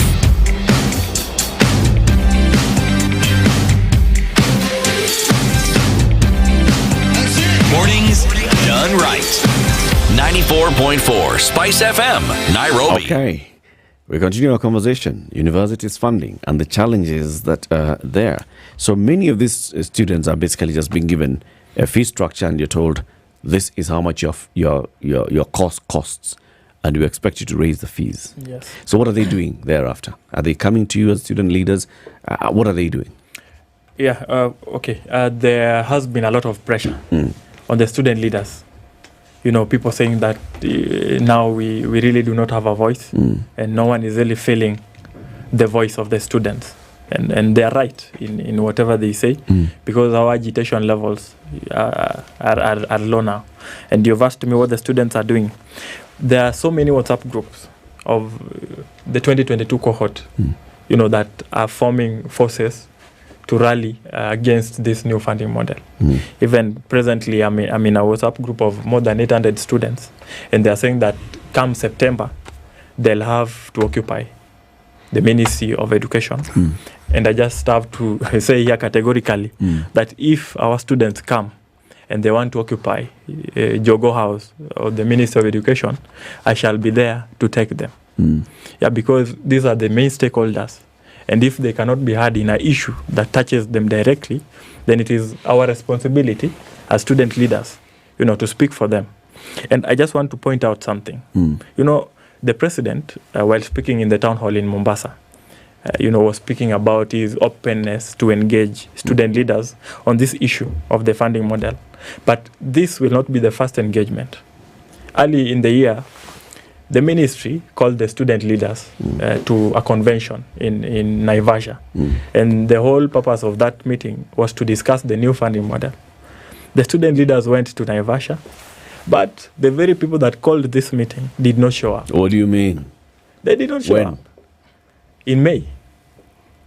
Okay, How did they invite the student leaders? Let's rewind this thing a You're little bit. Secretary General at UN. Were you invited? Yes, we were invited. How did you get the invitation? Through the Vice Chancellor. So the Vice Chancellor of your university of Nairobi told you that you've been invited? Yes. Was it a letter or was it called you to the office and told you, Ramesh?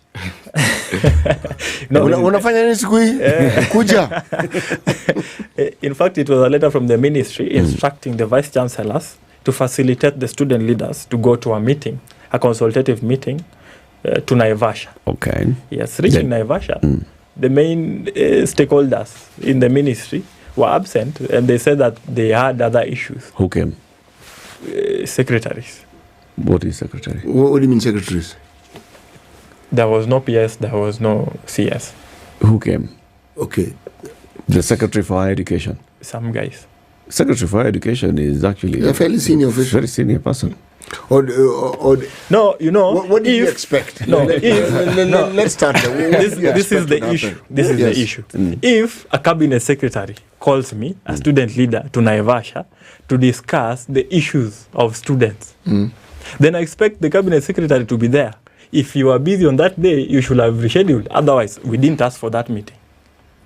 We did not go to the ministry and said, on 25th May, call us, we come, we discuss. The ministry wrote a letter to the school and said, on 25th May, come, send your students, we'll have a discussion. Then we go and find that you have other engagement. What other engagements are more important than the issues of the students? It does not make sense. Is your problem the person who came, or is there a problem?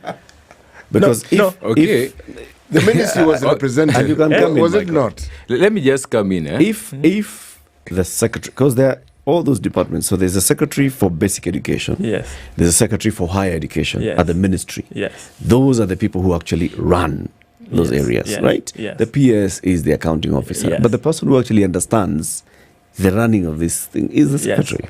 If a secretary has come, surely. Let me just inject. Okay. Inject. If you called me to a meeting and you said that you will have, because every meeting has the people that are expected at the place, and you tell me that you are going to be there, and I come and you are not there, what do you mean? Ramesh, if say for instance you had sent your assistant, deputy, PA, and the CS came. Yes. Surely, would you not be represented by your PA or assistant? Let us look into the pertinent issues here. Apart from the funding model, because we are student leaders, there are many other things that are affecting the students. And we started by saying stakeholder engagement. The other issues which affect us as students include poor sanitation in the halls of residence, student progression, students association, budget, auditing of the same, student ID cards, whereby, for example, University of Nairobi pay 1,000 Kenya shillings. They have never been printed. For an ID? They have never been printed since 2021. The insurance for our buses are in third party. Yesterday, there was a test buy of a school bus, and students were there to change the tire themselves. There have been lack of fuel for our universities. And these issues, we've raised with the Ministry of Education through a memoranda, and they haven't been addressed. When we got to the governance of the university, that is the student council, we issued our agenda, including those things to the administration of the day. But now, this has not been heeded onto when we ask for it as we go along. That is why when we were having a break, I asked CT Muga, are we having this leaning on the wrong, on the ladder leaning on the wrong wall? Because there is a big crisis in the public universities, and having heard, I've tried to research, and I came here with a few documents concerning the whole running of this issue and where the problem is. Recently, you've been hearing on debates on social media and also on television screens that there is a leadership crisis or wrangles in the University of Nairobi. And that is not the case. What is the case? The case is there are some leaders in the University of Nairobi and the substantive vice chancellor, to be specific, who are not adhering to the Constitution of Kenya and the various circulars that are given by the government and the head of public service, the Charter of the University of Nairobi 2013, Universities Act of 2012, and Mwongozo, that is the Code of Governance for State Corporation. And then now they come around propagating propaganda to disrupt the whole system. And when we now start talking about the funding model, it's one aspect of the things that we are facing in the university.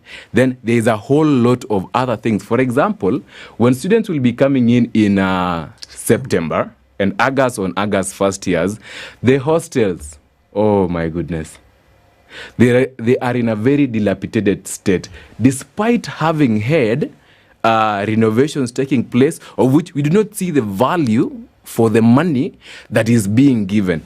And because I have the report of the Auditor General, the thing that I was keen to note, item number 4.2 was told student accommodation hostels in Lower Kabete. When we move on, we have an overpayment for non-working borehole in Kikuyu campus that leading to uncleanliness. And when we move on, because I highlighted things that are overpayment for non-working borehole. Let me just read you, Eric, so that you can understand the plight where we're coming from. The audit report reveals that in 2022, the borehole only pumped water once for 20 minutes and then stopped. Further information... So what was the problem? Was it the borehole or the pump? Okay, further information indicated that the borehole sealed was inadequate for pumping. The next thing is, in addition, this schedule indicates the payment of the project amounting to 3.8 million and overpayment of 1.3. The governance of the universities. And that is where now we should come and discuss what is the governance structure of the university. We have the council, we have the senate, and we have the university management board. The council is the employer of all the staff and all the employees in the university. But we've seen blatantly people disobeying these are directives from the council. We've seen communications from the council of the university asking the Vice Chancellor of the University of Nairobi, Professor Kiama, to proceed on leave. But he's still there. So if we have people who shouldn't be office, still masquerading, serving, and usurping the mandate and disrupting the meeting of the council of the university by purporting that they are the secretary to the council. According to Mwongozo Code of Conduct, the secretary to the board or the council is a corporate secretary who should be a lawyer. In University of Nairobi, we have a director of legal affairs services who should be the corporate secretary. But because the vice chancellor is the ex-official member of the council, they purport that I'm the one to call for a meeting for the council to meet. The vice chancellor, Professor Stephen Kiama, is an employee of the council. And then now when council wants to meet, for example, to discipline him because we know he's been issued a show cause letter for various misdeeds in the university. But now the council cannot meet because he's saying that I am the one to call the meeting. So how do you call the meeting that is supposed to discipline you? The other thing which is important to know... You don't have hearing you say that you have a lame duck council. I'm coming there. I'm getting there, CT. Okay. And I have some documents here. Please proceed. That gets us there. So the question is, the council communicates on 19th, let me just get you the exact dates. It communicates on 19th of April 2022, saying that they have sent Professor Stephen Kiama on leave 60 days because according to the contract that he signed he has 45 annual days in a year, 45 leave days, and he's not allowed to accumulate more than 90. As we talk, he's accumulated over 172. The council appoints an acting vice chancellor, but the substantive come to office and throws them away. It has happened twice. Professor Ogengo Julius, the DVCAA, and Professor Ayub Gitau. So when we talk about these issues that are affecting us at the universities, they are way much bigger than what we want to see. Okay. So the question we are trying to ask were you in office when the Presidential Task Force Working Party Group, what was it?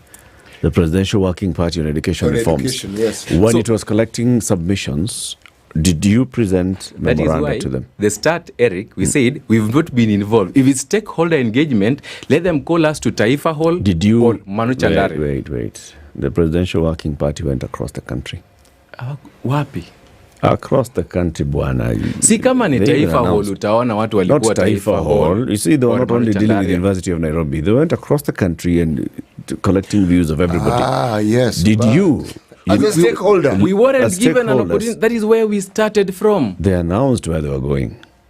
But if we did not see them at the University of Nairobi, then which University of Nairobi? Where were they? No, or tell me, Eric. They were not looking at university. Okay. It is education. Education all over. You see? There are many universities in Nairobi. Yes. Where were they? There are many TVETs in Nairobi. Yes. There are many primary and secondary schools in Nairobi. They did not go to only schools. They went to places where all these people could come. Did you, as leadership of the university, so the yes or no? Did they go? So here we are hearing you saying no. No. That at no point did you write or visit or physically meet with the working party to present a memorandum. Okay, let me add, just to conclude what I'm saying is, the council is the employer. But where the problem is, when you hear the term professor, it seems you start trembling or something. I'm hearing all these things. I'm trying to get to, because you're coming to the end. Okay. I'm hearing all these issues that you're raising. They're valid. When we get, they're valid. When we get the so engagement. the question I'm asking is, as the leadership of the students of the University of Nairobi, how far have you gone towards seeking the solution to this? Have you presented?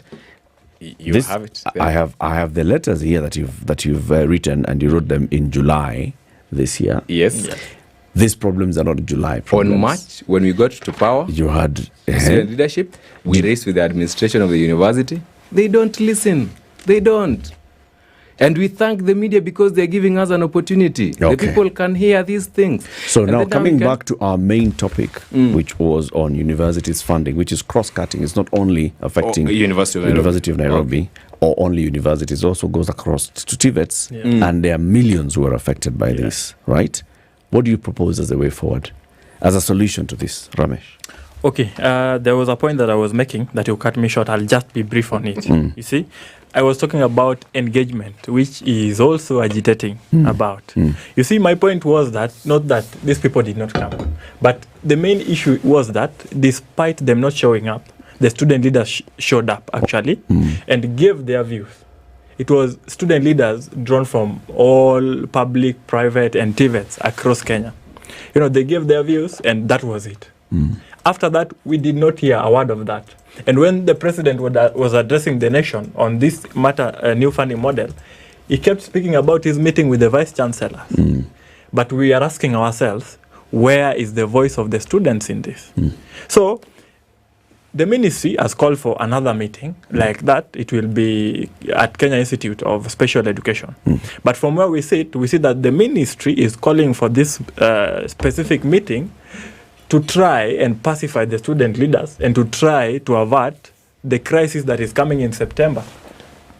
Because the students are saying in one voice that come September, they are going to occupy every city. So will you attend the meeting? I shall go to the meeting. He said he will lead them. He was very specific. not the occupation. We are saying the that meeting at the Kenya Institute for Special Education. My take as a student leader is that I shall agitate where agitation is necessary, and I shall occupy where occupation is necessary. Okay. When the ministry calls me to go and have dialogue, I shall go. So that when they do not implement whatever I told them, when I occupy, I'll tell them, we told you so, and what did you do? Okay. You see? Okay. And to the question that you asked, because we are not just here to complain. As leaders, it is our responsibility to agitate and represent the voices of our people.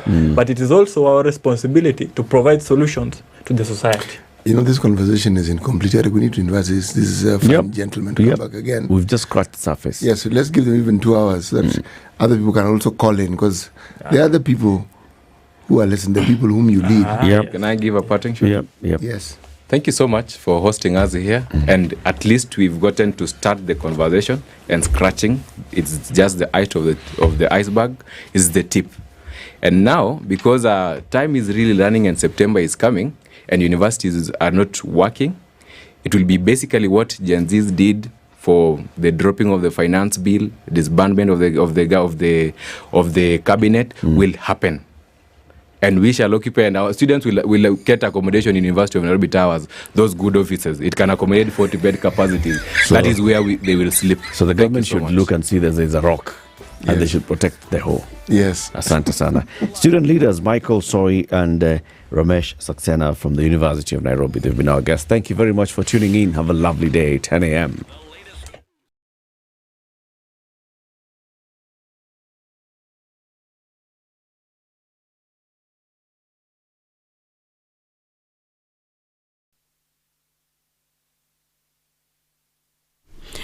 Good morning. This is the News Wire. I'm Leah Ubaga. Interior Cabinet Secretary Kithure Kindiki says before he was sacked, his office was in the final stages of creating a law to control protests. Appearing before the National Assembly Committee, Kindiki said that the law does not aim to undermine the freedom of Kenyans to protest, but instead ensure protests are carried out in a peaceful and orderly manner. Those draft regulations, when completed, will be able to help the police do a number of things. Number one, obligate the police to escort protesters and provide security for them, but also to ensure protesters don't run amok and overrun members of the public who are not protesting. Number three, it will require those protesting to notify the police and tell and also give the number of protesters so that the appropriate arrangements are made. Kindiki has also had to answer the question of some of the deaths witnessed during his leadership, including the killing of more than 400 people in the Shakahola forest in the saga.